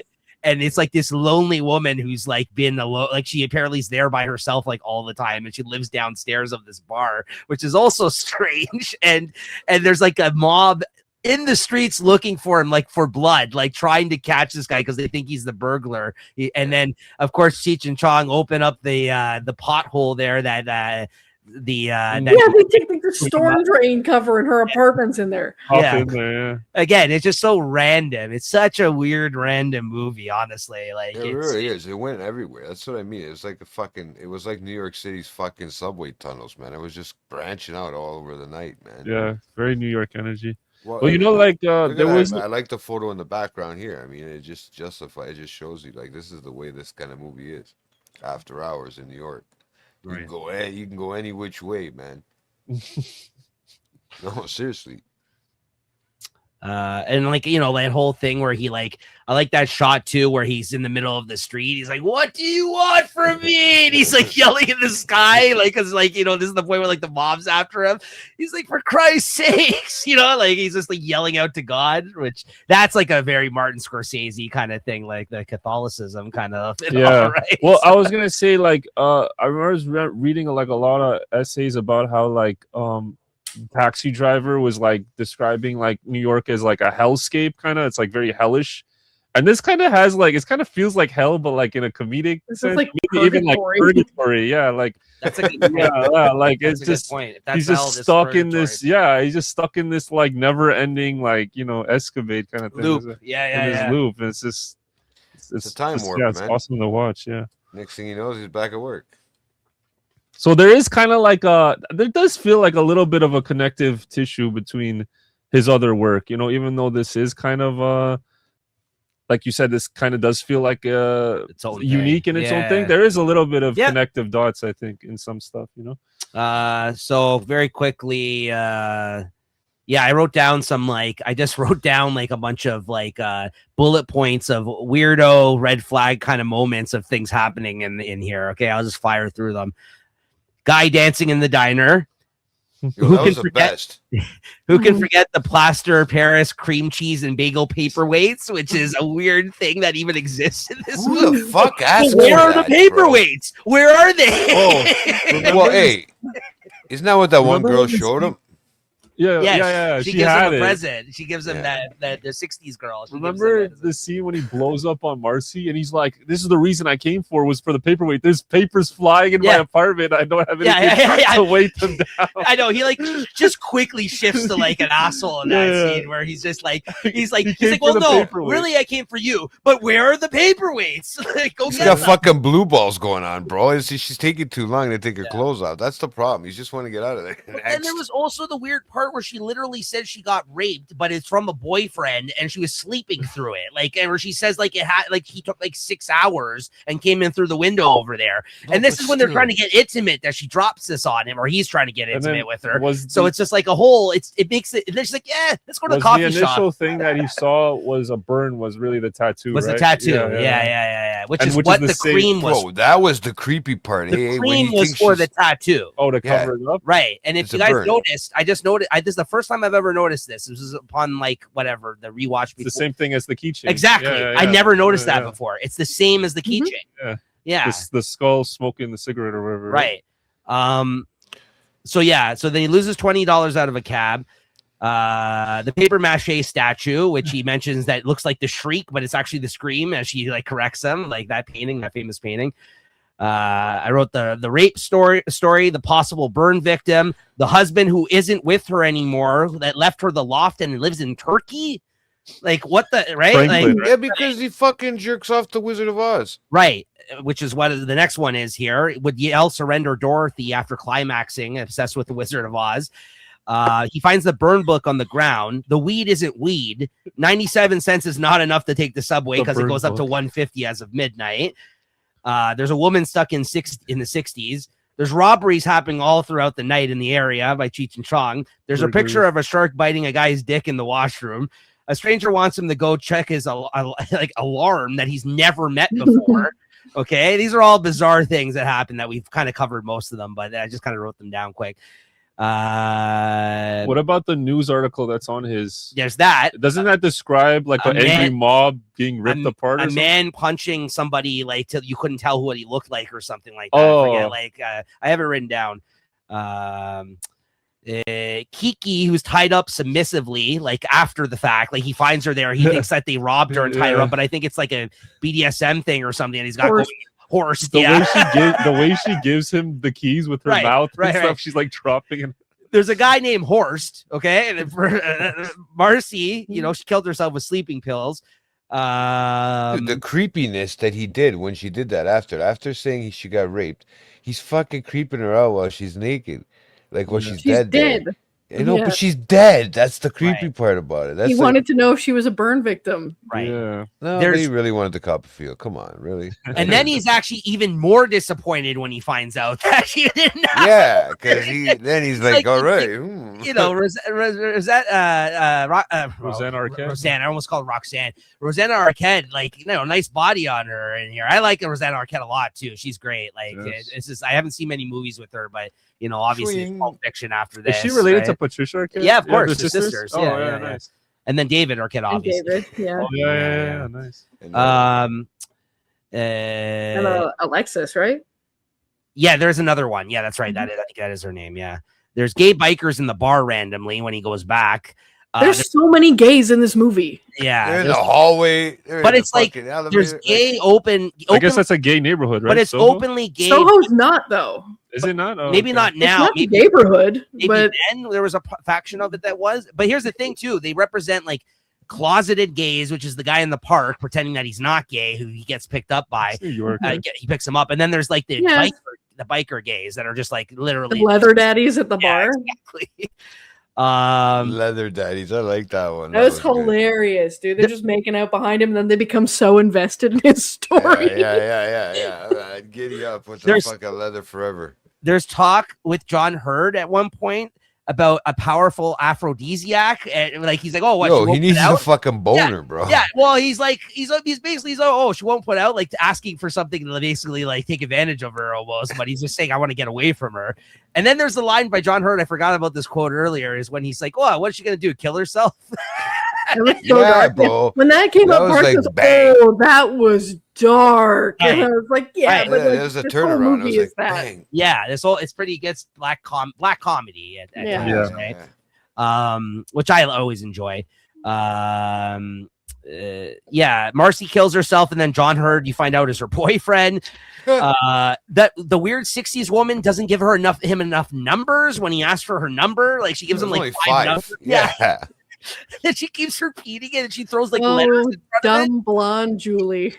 Well, she says KL5. KL, Isn't that like on a rotary phone? Oh, the maybe. letters, right? Which would make sense. She's like from the 60s. Well, it's I think there was only 6 numbers. Oh, does he? Remember in the beginning of the film when he called? Yeah, there's only 6. There's only 6 numbers. But there was numbers on a phone, remember? I think there still is if you look at just like this reply. Yes, he's trying to get the hell out of there. And she's like, you want to like exchange numbers? He's like, well, that's not enough numbers, but okay. That's fine. There's letters. Yeah, there is letters still. You continue to see Cheech and Chong throughout. K and L are the same number. Yeah. What? It's K and L. Oh, yeah. The Club Berlin Mohawk night, Scorsese on the spotlight, taking $20 from the statue. And then scouring the streets for robbers. Catherine O'Hara's Mr. Softy ice cream truck. Let's not forget also the 60s woman had several mouse traps around her bed, and one of them goes off with the mouse when he's sitting there chatting with her, like during that conversation. Like that's gross. I'd get out of there right away after that. Like that. I was wondering what the fuck was going on. I don't care how hot the chick is. It's like voodoo shit going on there. Yeah. And then the paper mache article on his arm that they want to burn off talks about a man being ripped limb from limb. That's yeah. By an angry mob, or like a mob, which was like chasing him. I forgot I wrote this down too. They had the fact that she's putting up posters of him like 5 minutes after they had like an argument. So that's my list of weirdo red flag moments and people in this movie. All the stuff that had happened throughout the course of the film. Very strange. Well, then it was funny to see that after when Cheech and Chong they stopped stealing for the night or whatever, and then he goes, you know, because he was looking for his statue that he bought. Right, and he goes, you see that quote that he uses, because I have it written down. I just didn't get up to that page yet, but it was like, see what happens when you pay for shit. People just steal it, right? Yeah, because he paid for the TV $300 apparently from that Kiki. From the Kiki? Yeah, when he paid, he broke it. Yeah. It was so funny. Man. Apparently, Cheech is like a huge art enthusiast or something. In real life? No, like in the movie. Oh, I need that statue, man. Yeah. The first thing I ever bought or something. But the weird thing is, Kiki doesn't know how he got the statue. Yeah, because she only sold the TV. I guess they robbed the statue. So he didn't pay for it. Maybe he was talking to her in front. No, he paid for the TV. Apparently, he didn't pay for the statue. No, I think he said how they broke the TV when they dropped it. Right. Paul, how does Paul have it if you sold it? But she says she knows those guys, Maurice and whatever his name was, right? Maurice and something. Neil and Pepe. Neil and Pepe. Yeah, that's it. Neil and Pepe. I don't know why I thought Maurice, but she says, "Oh yeah, I sold them the TV. They didn't rob it for $300." That's what she says. But then she's like, "How did you get my statue, though?" Mm-hmm. So, like, did she also sell them the statue? She probably fell asleep. Because how do you get my statue when she's talking to Paul, right? Yeah. Because how does Paul have the statue if she sold it to them? Oh, right? I okay. guess that's just my understanding of it or whatever, you know? So a couple of... But then they were thieves, right? That's what it was revealed at the end. Right. They were, they're thieves the whole time. Yeah. Any other scenes and quotes from you guys before we move on? That's pretty much all I got. Covered a lot of them. Yeah. Okay, so I have a couple of quick facts here about the film I want to throw in. Apparently, Griffin Dunn, he was in the middle of like a lot of like his own partying and cocaine times during the filming of this movie. Nice. And there's this whole story apparently where and I think Griffin Dunn's talked about this, where Scorsese told him that he wants him to be lustful of like the women in this film. So he tells him, you know, because he knows he's a guy that gets around. He's like currently, you know, a figure in New York at this period of time. And he's like, I don't want you to have sex for 8 weeks for the filming of this movie. Shit. So the guy apparently is like, yeah, okay, yeah, no problem. I guess like before the day they shoot the scene of him giving her the massage, he ends up having an accident from what he called it. And like he tripped and fell into her. Yeah, well, not her, Kiki. but somebody else, like outside of the shoot. Yeah, had sex with somebody, and the day of the shoot, Scorsese apparently called him out on this and knew that he had sex somehow. What the fuck? He's like, Griffin, get over here. Like when he was filming the scene, I guess like the way that he was like, I don't know, like giving her the massage. He's like, this guy's not as horny as he should be or something. He's like, you had sex, didn't you? And Scorsese somehow. Weird. Did you ever hear this story? Did you look that up, Julie? Is that why you said you were not? I have a note here that he was told to refrain from sex and sleep during filming. The legend goes apparently Scorsese somehow figured it out. Well, like this guy's like a master of his craft. He knew that he had sex apparently. He wasn't method acting enough. Hilarious. Oh, and this is the most interesting fact that I came across. Apparently, the original director attached to this film was Tim Burton. Yeah, I saw that. And Tim Burton bowed out, went and did Pee-wee's Big Adventure instead, and kind of was like, well, if Martin, I mean, I like that movie too, but if Martin Scorsese wants to do that, he's like, I'm gonna, you know, I'm gonna take myself out of the situation if he's interested in doing this out of respect to Martin Scorsese. The question is though, would this have been more interesting a film if Tim Burton did it? It would be definitely an interesting part of his career. Would have been a different movie. It's too in his lane. It's too close to his lane. That was like Burton in his prime. That's what I mean. Like bad motherfucker. But this is also before like Beetlejuice and all that. Yeah, right? Like this is before a lot of his like success in terms of Catherine like O'Hara his too. Style. Right? I don't know. Would it have been what do you, is it like gothy, like the good word to describe Tim Burton? Like, would you think it would have been more kind of gothic? I don't know. During that period of time after that, yeah. But Pee-wee's is not like that. Pee-wee's is just a weird film. That is true. And I do like that movie too. That's a classic. I think it would have been interesting if Tim Burton, I mean, listen, I wouldn't change anything about that. I think he would have done it well, but it probably wouldn't have as much critical acclaim. What was the first big Burton movie that like got him on the scene? Was that Batman? Pee-wee's came before that or after? I think Pee-wee's was before Batman. So wouldn't it be Pee-wee's then? I don't know how big was there that something movie... before Edward Scissorhands maybe? Like what came like I'm like the whole timeline of his movies is kind of Batman would have been his first big one. I think Batman would have been the first big one if I'm not mistaken. Well, I mean big one, I mean like not big one, but like what was the first movie that like he arrived on the scene kind of like he's a big filmmaker? Like so Pee-wee came before Edward Scissorhands? Yes. Okay. Yeah. So Edward Scissorhands and Beetlejuice, like that's what I mean. This would have been an interesting time for him to do that movie because he wouldn't be stylistically what we think of Tim Burton yet. Yeah. Or maybe he would be. I don't know. But then when you mention Pee-wee, that has a lot of this sort of like joyous kind of vibe. I don't know. I feel like it could have it could have been good. I think it would have been a more interesting thing for his career than it would have been. You know what I mean? I think it might have been a little more dressed up. Yeah, because he likes the costumes. I don't know. I just when I heard that, I'm like, that's interesting. Yeah. I'm like, I would have liked to see that version. Honestly, like as much as I love this movie and how it stands out in, might have been a little more fantastical, you know. Yeah, like, maybe. But this is, I mean, I'm happy with the way this movie turned out. Do you know the connection this movie has with Carlito's Way? Did you read about that? No. So the writer of Carlito's Way, he was like a New York City judge or whatever, Edwin Torres. Okay. He wrote 2 books, Carlito's Way, and then the sequel to Carlito's Way, which is called After Hours. But After Hours is actually what like when they made the Carlito's Way movie, that's actually an adaptation of the second book of Carlito's story, like when he comes out of jail. Really? So the movie should have actually been called After Hours, but they couldn't use the title because of this movie. So they called it after the first book, Carlito's Way. So it's this weird thing where it's like it's an adaptation of the second book. That actually worked out pretty well, though. I would much rather that be called Carlito's Way. After Hours, yeah. But the original title of this movie was called One Night in Soho. I heard that, I think, which another director did years later. What was the name of the movie that Edgar Wright last night?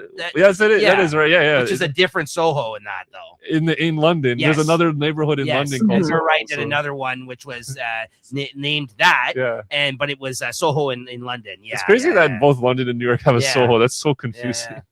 Did you see the bit about when Scorsese was trying to figure out how to end the movie? He got Brian De Palma, Spielberg, and Terry Gilliam to watch it and help him figure out how to end the movie. That's awesome. That's amazing that you're best friends with other like legends and shit. Like, on the fly. I mean that's super cool, and I knew that he had a trouble like figuring out how to end the film. That's really neat that he asked them for. This feels like Terry Gilliam helped him end the film. I mean, it feels like a very Terry Gilliam movie. This movie, honestly, that would be somebody that would direct this one. Yeah, honestly. Okay, so that's interesting. I didn't know that. Yeah, thanks for that. Okay, so questions. What was the deal with Marcy? Like, what was her deal? So let's figure this out here. So it seems like she was trying to cheat on John Hurd with this guy this evening. And was John Hurd the person she was describing? But that's the thing. That sounds like bullshit. Yes. I think she's a pathological liar, like you were referring I guess to. So, you know? Like, because that all doesn't make sense. The fact, like, because he clearly wasn't somebody who was in Turkey. No, that was the husband. It's still a guy too. That was her ex-husband, but her is her boyfriend. Her husband that she was separated from, but still married to, and she had a boyfriend. Franklin? She had an ex-husband and a boyfriend. Franklin was the husband. And a guy Greg that called. So was John, which was their gay friend, yeah. But was John Hurt? Oh, I never thought of this. Maybe that was the guy in the park that he kind of went to his house. Greg? Yeah. Could have been. Or Frank, wasn't it? No, Frank was John Greg. Hurt. Greg was the name of the guy that called. Yeah, that called, yeah. Right. So was okay. Name. So she clearly was lying about something, or it was just a weirdly weird situation, like, I guess, for her, because I don't know. She clearly seemed like she was going to have sex with him towards the end, but then he freaks out on her, which causes her possibly to OD on the sleeping pills. Now, do you guys think that was purposeful or accident? She seemed like she had issues, though, so I don't know. I felt like she was faking it the whole time, but yeah, and then she did, yeah. Well, I don't know. Was she playing games with this guy? Like, was she trying to cheat on John Hurd? She had a tattoo of his friggin'. That's what I mean. It's so strange. Do you think she was actually gonna have sex with him, with Paul? I think she was ready to when they were having the joint. Because every time she kissed him at that point, right? Like there was a moment that guy kind of fumbled the ball on that one. But yeah, but he was so freaked out. She started crying, and then he wanted to join and wanted out, and then she was like, "What did I do?" And he's convinced that him pushing her like that and treating her like that back, what put her over the edge. Yeah, but I mean, she could have just taken too many pills by accident, though. There's accidental. There's some crazy. I don't know. There's some crazy women out there. I'll tell you that much. I don't know. Like, what do you guys have any interpretation on this? Because that's the only part of the film that I don't think is really kind of tied up, like kind of like in a satisfying way, in the sense that we don't really know what the deal was with her and what was real and what wasn't. Like, was any of that stuff that she told them real? Like, I'm starting to wonder. Yeah, I don't know. Obviously, John Hurd was her boyfriend because he goes to the morgue. She was right about sees Kiki. him there. Like she said he got back from the morgue pretty fast too. That's true. She gave the name Kiki the right name, but. Yeah, and she wasn't lying about the plaster Paris. That's what I mean. So I guess she was truthful about everything possibly that happened. Yeah. Yeah, because she never said it. She never really mentioned it until she was asked about the. You know what it reminds me of? Remember in this might be a spoiler for another movie. Remember in Barton Fink when the girl he's sleeping with randomly never seen it. Oh, you did? Oh, okay, never mind. Let me you like that? Because that's a Coen Brothers movie. It's not bad. Yeah, it's cool. Oh, okay. It's cool. That's John Turturro, right? Yeah. You should watch. Aren't you a fan of those guys? You should check not all their stuff, but I like them enough. Check that one out. Yeah, I mean that's my only question is the Marcy thing. I don't really know. It's just weird. It's the one part of the film which I guess is purposely like it's weird. Yeah. Because I guess it adds to the whole like unexplainable mythos of the rest of the Was it all about getting laid. Is that what it was all about? Is that really what it was all about, or it just couldn't say no? Like that's maybe like the whole question. like a comfortable life maybe not the worst thing in the world to have, or else you just get into to have a 9 to 5, yeah. Yeah, just because all those women, life. all the women he encountered that night, as good looking as they were, they had baggage. Like all of them had something going on with them. Like the woman obviously was bothered by the fact that people make fun of her working in that Xerox shop and that she's obsessed with all this 60s style stuff. You could tell that she's been bugged about that or made fun of or whatever, and she clearly like had a moment too where she started crying and freaking out, and he was trying to calm her down. Like she had issues. Catherine O'Hara was just crazy, like wacky. Like she's like, like going on about her ice cream truck. I think it all ties back to that drawing he saw in the bathroom with the guy and his dick is being shot by a truck. It's like a bunch of just fucking gets his teeth dick biting at once, by like bro. a bunch of women all in one night. You know what I mean? Like, but then like teeth all at once. You had Marcy, which seemed like a safe bet that was like either playing games with him mentally or just trouble. Even the nice girl at the end puts him in like a statue in a paper mache like Travis and then just leaves him. So it's like every woman is just like kicking him in the ass. Like sometimes the crazy ones are normal and the normal ones are crazy, if you know what I mean. Yeah, life goes on. Really? Do you guys have any questions? Though anything in regards to the film, anything that was your pondering? I mean, the $20 bill probably was the one, right? Like, is that the one? How on earth did it get to Kiki's apartment before he did? I don't think it's the one. I think it's just a coincidence. Just a coincidence. Yeah. Maybe she's using money as like part of the art. Maybe I don't know. Right. Maybe it flew through the window, bro. You don't know. What do you guys think about reading in public? Is that like a douchey thing to do, or no? I don't mind picking up a chick reading in public. Yeah. That's like so fucking. Oh, look at me! I'm reading at a maybe restaurant. You should read a book first and then comment on this. I was waiting for that. I did that. I don't think it's a douchey thing. What I think is a douchey thing is when someone disturbs somebody reading in public. I hate it. Yeah, which is like nice book or. Well, it's just like sometimes like when I was at work and I go on a break, if you try to read in the lunchroom, people will try to like ask you shit. Like I'm just like there's a reason. There's a reason why I'm reading the book right now. I don't want to socialize with you. Like you know what I mean? Like take it as a hint. Like, you know what I mean? Like, if I'm sitting there reading a book, don't bother me. What if it was Rosanna Arquette, though? Sure. That's the exception. Yeah. But that's different. Also, I have a slight. It's funny you bring this up. I did have this slight like thought that he's doing it to pick up chicks so they can ask him about the book. He's like, hey, look at me. I'm here's the thing. Okay, here's the thing that you just said. That's something I would do. No, I feel like, and I sometimes do it too when I read in public. I feel like there is a thing in the back. You want to get asked. You want about people the book. like actually talk to you. It's like, look at me. Like, but then it's like, shut the fuck up. Like almost. No, like, I'm actually the opposite. But like, if that was like a book of its time, there's a possibility that that's what he was doing, right? Yeah. Where he's like, oh yeah, I love this thing. I'm rereading it. Like, you know what I mean? It's just funny like that, right? Yeah. Maybe that is what he was his play. Maybe that was his play. I have another note about that. It was a Kafka book, right? Henry Miller, Tropic of Cancer. Oh, and there's Tropic of Capricorn. What were we talking about the Kafka book for? He mentioned like how things are Kafka-esque. Actually, on the back of the Criterion, it says Kafka-esque too. Did you see that? Yeah. There's a bit in the movie that is ripped from a Kafka book. The trial or the conversation between Paul and the bouncer at the club is mostly from Franz Kafka's Before the Law. Oh, okay. Well, there you go.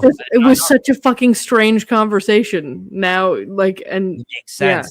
Yeah. I feel like if people like, if this is like kind of deep diving, but if like people actually read the sort of literary breadcrumbs that are in this movie, like the Henry Miller or whatever, the Kafka's books, they might get like maybe a deeper understanding of the movie and stuff. And apparently, The Wizard of Oz has a big part of it as well in that sense. Yeah. Also, the guy who wrote this script wrote this as his thesis. There's a guy that wrote this for his school. That this script got taken and then made into this film. Like, wow! Adapted it from cool. from his actual original screenplay. Fun fact too, and this is on the Wikipedia page. Yeah, that this is as of 2026. This is the most recent film Scorsese has done that is not either an adaptation or a biopic of someone like famous in real life. Like this is like the last original story that he's done, which is kind of blowing my mind because oh wow, I never actually thought about 40, that. 40 Because plus years ago. Goodfellas is based on a book. Henry Hill, right? Wolf of Wall Wise Street. Guy, Wolf of Wall Street's based on that guy. Yeah. I guess you're right. Yeah, which I didn't even think about. I was like, that's Silence is based on historical fact, like what happened out there. There's also a movie from back then that was like about Silence. Silence is actually a remake. A lot of people. Oh, is it really? Yeah, I didn't know yeah, that. from like the 70s, like a 80s. Japanese film. Yeah, a Japanese film. Yeah. Wow. I actually just recently watched that. That's why It's a I great mentioned it like film, a couple yeah. months ago. I love it. Yeah, Yeah. really good. Okay, that's interesting. Anything else? Any? Okay. Movie pairings. Hangover. He wants to start the Hangover. That's a good one. Not that- bad, actually. Yeah, I didn't think about that. Shut That's up. one crazy night. Yeah, I like it. The first Crazy Night movie I ever saw that always makes me think of Crazy Night movies is, I wonder if anyone else has this, Harold and Kumar Go to White I Castle. wrote that too. Yes, Julie. I wrote that too. I love that movie. Didn't think of it though. That's always what I think of like the night and this thing happens and then this thing happens and people just like the night that should have been Good like one. an hour long ends up being all night long. Yeah, kind they're of just thing. going to get Dude. burgers. Yeah. You want to look at Cheech and Chong way? You go born in East LA when he gets deported and has to come back and all that stuff. Yeah. This your Bush? Remember the hell he said? Oh, that's the This is your second one. special Bush. Jamie Kennedy, yeah. When he's like that weirdo that he goes and sees. Why did you pick this bush? Yeah, Well, yeah. there's nobody here that I picked I thought you were talking about in the second one when they crash land into George Bush's house and he's like a major pothead and shit. No. It's the crazy guy that he runs into when he's pissing. This Is there your special Bush or something?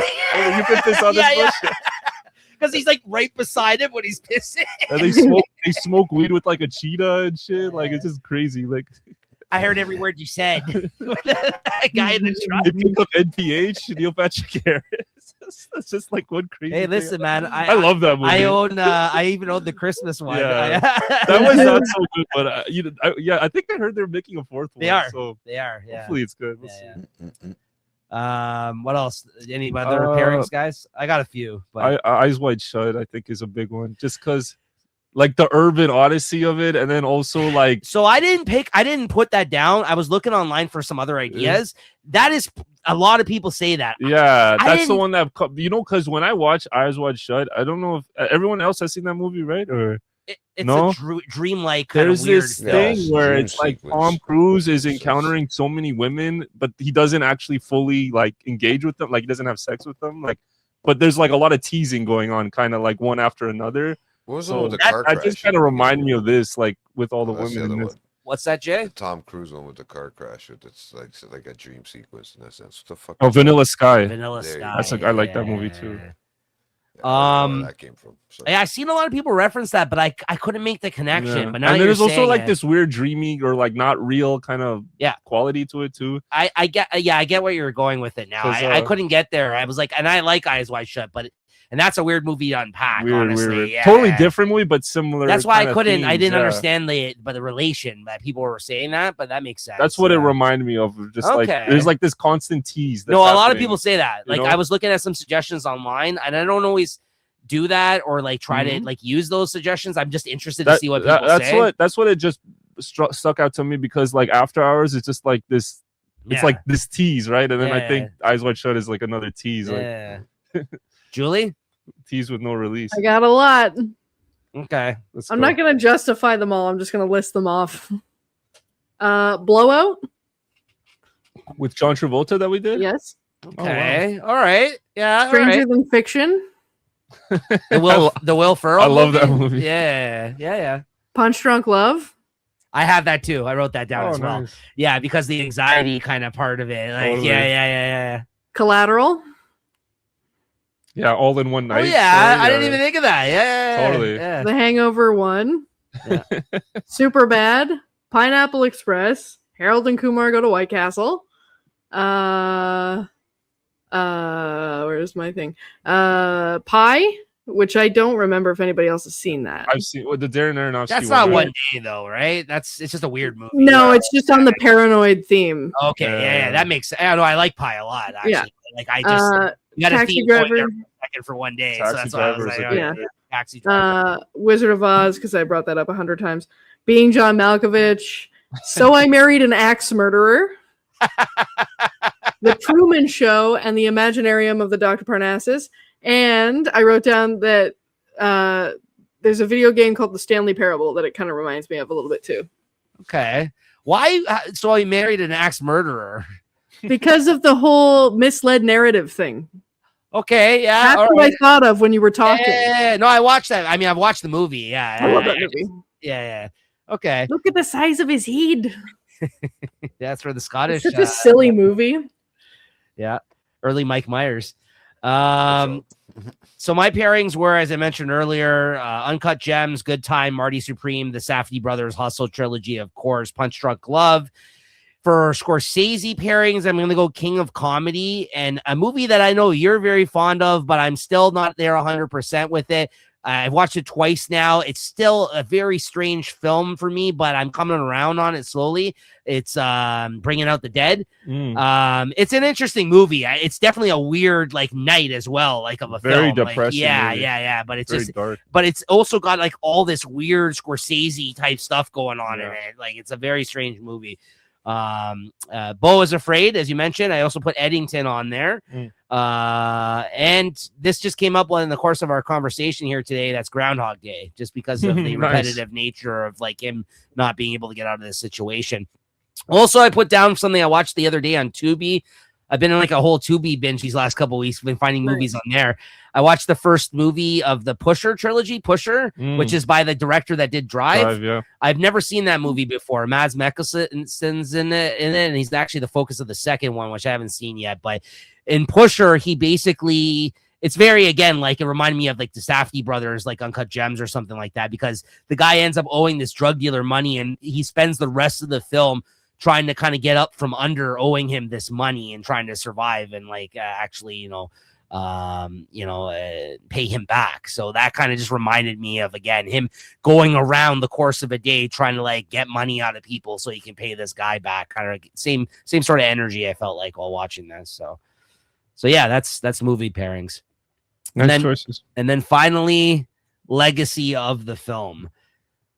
Marty's comeback, in a way, even though I don't feel that he needed a full out comeback, but it's just again, this is just a pivotal point.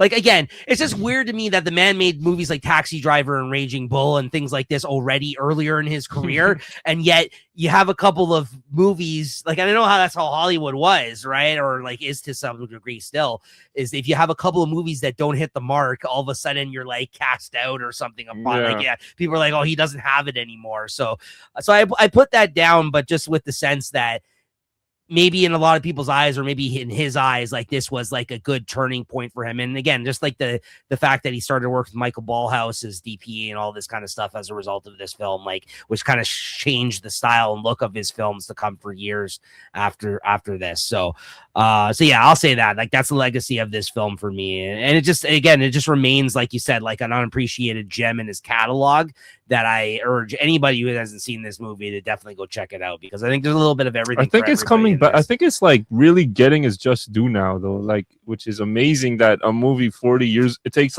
40 years for a movie to finally hit an audience in a real way. It's maybe those other guys across the side of the fence. The rewatchable crews. Maybe they have something to do with that too. Well, again, I was surprised to see that they just put it on Netflix. I didn't know that when I made this pick, but that again, it just recently got added. And also, it's just funny that now it's becoming popular in a time when the nightlife has died. Nightlife in this city, at least, is dead. In terms of what it was, absolutely. Post-COVID, could that just be an post-COVID, no, post-COVID and age thing, because younger people are not drinking as much anymore, and they're not going out and socializing. Everyone spends their time online. That's why. Those days are you know what I mean? They're non-existent. It's so funny because this might be clubs are dead. It's in some way this might be the most dated movie we've ever talked about on this show, just because nowadays people would just pull out their phone and call an Uber. This wouldn't even happen. I guess unless they didn't have their cell phone too, then you would have a story. That's the Home Alone meme where it's we're Home Alone today, and it says Mom, you guys left me at home. Oh my God, Kevin, I'll be right there. Enter the movie. 100%. For that one, they're like calling the cops and trying to get them to go check on their son because like the phones are out. You know, what I mean? That's crazy. It's ridiculous. But I guess you could do it today if you took the character's phone away. Like if the character doesn't have a cell phone either and money, then he's he's screwed or whatever. Yeah. But yeah, it's just funny. He calls an Uber and goes home. I know this guy only has $20 too. Yeah, like why are you only taking? I guess $20 you could stretch 20 a lot back in 85. It must have been quite a bit at that point because the cab across town took $6.50. Yeah, which is crazy. Yeah. Which I think it apparently would be like $40-$50 nowadays, right? So what like distance? Hell no, I'd walk. Means the subway cost him like $10. Yeah, exactly. That's crazy. That's nuts. So all right. So that's anything anybody else wants to add to this or say about the film? Yeah, I just think it's a really interesting sort of standout movie in his career. It's so funny, comeback. When you're saying comeback, it's like the man just made King of Comedy. I know. It's just amazing. That's just how great Scorsese is, really. Apparently, though, that's how it was at this time. I'm just going by what I'd read up on. Did you ever read that book? I don't know if you own it. Maybe I seen it on your bookshelf. The Easy Riders, Raging Bulls. Do you know that book? Yeah, right. That describes the whole New Hollywood era. I haven't read. So they always kind of use Raging Bull as the signal that era ended. That was kind of the last of the. Scorsese himself commented on this. He said it's no longer the age of the director anymore. Exactly. So the 80s was kind of this era where they were done with those auteurist kind of people, and they were more into what Spielberg and Lucas was offering, crowd franchises. Pleasers. Yeah, franchises and crowd pleasers and stuff, and that's not kind of what they were known for. That critic, the famous one, Pauline Kael, hated this movie. She apparently gave this a very bad review. Did not like this movie. She has a very interesting you should read her review on Goodfellas. It's really Did she like that? Well, the thing is, I noticed when she likes a movie, you don't even really can tell if she likes it or not. She just has a very interesting point of view that is did you even like this movie? It's kind of weird. But I had heard, at least again, this is I think quoted from Rewatchable stuff. They said as she got older in her career, she kind of lost the thread of what was good. At I don't know, point. because Goodfellas came out 5 years later, and I think even though it's not it wasn't the thing is, she's not someone who's gonna sing praises or whatever. But what she was saying about the movie was I don't even want to describe it. I want you to read it. I want you to read it and get it, because I'm wow, this is one of the most interesting sort of perspectives I've ever read. We've talked about it before here on this show. A lot of art isn't really understood in its time when it comes out anyways, right? Which is why all of these Scorsese films have aged beautifully in terms of you said, we're talking about his 80s and every movie is a banger, right? Which is, it was him coming back. You know what I mean? It's ridiculous to think that, right? But this movie was, hindsight is 2020 or it's though, right? Now it's you see that, but the only people that were making those 70s types of movies were the people who were there around that time. So he's existing in an era where it's that's not really popular anymore, right? But I also get it where Spielberg comes out with Close Encounters, Lucas comes out with Star Wars, he comes out with it. You know what I mean? Not to say that this isn't a good movie in comparison, but just those are much space epic type films, Alien, big, you know what I mean? It's just budgets and stuff. Yeah, films that are still revered to this day more than this film, right? So it's just it's hard to kind of compare in that sense, right? But I like this, and I'm glad you guys enjoyed it too, and it was a good conversation here. So I'm glad. And stuff like Criterion Collection, they're kind of helping revive this sort of interest in older movies and stuff like that. Absolutely. Yeah, absolutely. So check it out, guys. It is streaming on Netflix, and I wouldn't be surprised if it was on Tubi. Maybe not now. I don't know, but Tubi comes clutch. Tubi has a lot of good stuff. Find a lot of good stuff. Tubi has a lot of good stuff on it. You should check out. Yeah. So, all right, but now we get to the point of the show where we announce our next pick for next episode, and I believe it's Julie's pick. So, take it away. Okay, so listen, I teased this last episode. That's not nice, bro. Come on. I teased it last episode. Oh my God, but I'm gonna pump fake on it. I've changed my mind. We're watching Devil Wears Prada. I thought we were gonna save that for the spring an kind of when we in-person come thing. closer to That the would've thing. been- No, I just found out a lot of people I know haven't seen it and want to watch it, so you and want to- Watch Good on Party is hype for it. So I think we Good on gotta you, watch Julie. Devil Wears Good on you. Prada. Yes. Oh, I actually should mention that. I'll have to tell you after the show, but I Oh. actually got a lot of great feedback about our trailer reaction of Devil Wears Prada. And People I guess the commenting? person that had seen it hadn't been watching lately, or had been watching lately, and you were gone for a bit. So when you were on the show, they were like, "Oh yeah, I liked what he had to say." They liked how you were unapologetic about liking the film. course. Like, you know what I mean? Like you were kind of just like someone you knew personally? yeah, I was saying? yeah, Nice, yeah, nice, yeah. nice. But I got a lot of good, like people that told me about they had Yeah, seen our man, I trailer love reaction rom to coms, that, man. so, I just, yeah. I mean, even though it's technically not a rom com, but like girly vibe It movies, like, has I fucking rom com love it. energy though. It does. Right. 100% Well, that's what it the does. person basically just said. They thought it was fun that we actually just kind of like. No, I love Or that less one. like, and you and know- shout out Bill Simmons, who doesn't care that like the number No. one movie, like, you know what I Yeah. mean? And he puts it on there, like, so that's the why I'll century, love yeah. I'll love him forever just for that. Yeah. So there you go, Jay. You get your wish. But you know what? That sucks though, because now we won't have the. Were we gonna do like a watching thing? I know. What are We we gonna did do? talk about that. We did talk about that. Let's reserve that We'll for something save else, another though. day. Yeah, Yeah, let's yeah. do We'll that do for another something movie. else. Yeah. Well, Julie, if Save you that want to for come another down and day. record in person, you're more than welcome for that one. Let's If do you it. want to do the Devil Wears Prada, you let us know. We'll see how it's 2 weeks from now. Oh, Let's thanks, out. We'll No watch it. pressure. See how it If works. not, we'll work it out, because we were playing around with the idea of doing like a live watch together and then recording of the Devil Wears Prada. That was going to come out before the new Devil Wears Prada. But what we I can might do, I might have a line on something we can do for that actually. there you go. Okay, so we'll take that off the show. We'll discuss that off Okay. the show. So stay tuned, guys. So there you go. Julie's next pick is Great pick, Julie. Devil Great Wears pick. Prada. Me and Jay have not seen this movie, so that'll be a You guys first are in for for a us. treat, man. He's looking forward to it. Look at him. And the other movie I teased last time, I think I'm JT's gonna try on my Prada, man. Don't you worry, man. What does that even mean? I don't think thought it was JT the can clothes. handle the other movie, to be Oh, I was honest. I kind of think looking forward to that one because I haven't seen it. Actually, this would have been a. I'll drop watch it for it on my own next pick time. because Yeah, it's I don't even know cool what and the I next like one No, is. it. no. Pick whatever you Yeah. want to pick. You know, no pressure. But I'll drop it for next pick, but JT will not be able to handle the movie. He's going to be I so agree. confused. I think his head's gonna explode if you but watch you Yeah. guys that. did. But that's not did, fair. You guys all can know, and I but don't you know. guys did Fuck Eternal off. Sunshine, right? Which you guys did that one, Was right? it?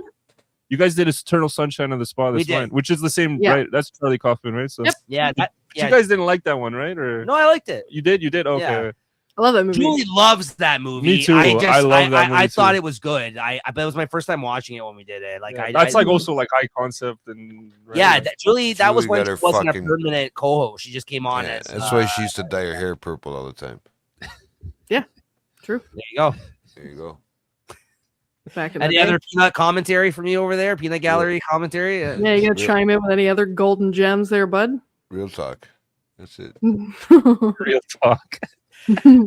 All right, so there you have it, guys. Devil Wears Prada will be our next Good pick pick, for next guys. episode in a couple weeks. Make sure to check that out. Make sure to like and subscribe. Make sure to check out some of our other movie content themed episodes. We also got trailer reactions, and we'll have a video coming out of things we're looking forward to checking out in 2026, as well as Oscar predictions, which those are coming out in March, the Oscars. So you'll be able to check out our predictions. I'm keeping score this time, so we're gonna see who wins on this this whole Oscar predictions, by the way. So Yeah. Great we'll see pick, how that Nico. goes. Great Yeah, pick. thanks, guys. So, all right, we'll see you guys next time. Thanks, everybody. Thanks, guys, and yeah, see you next time. So.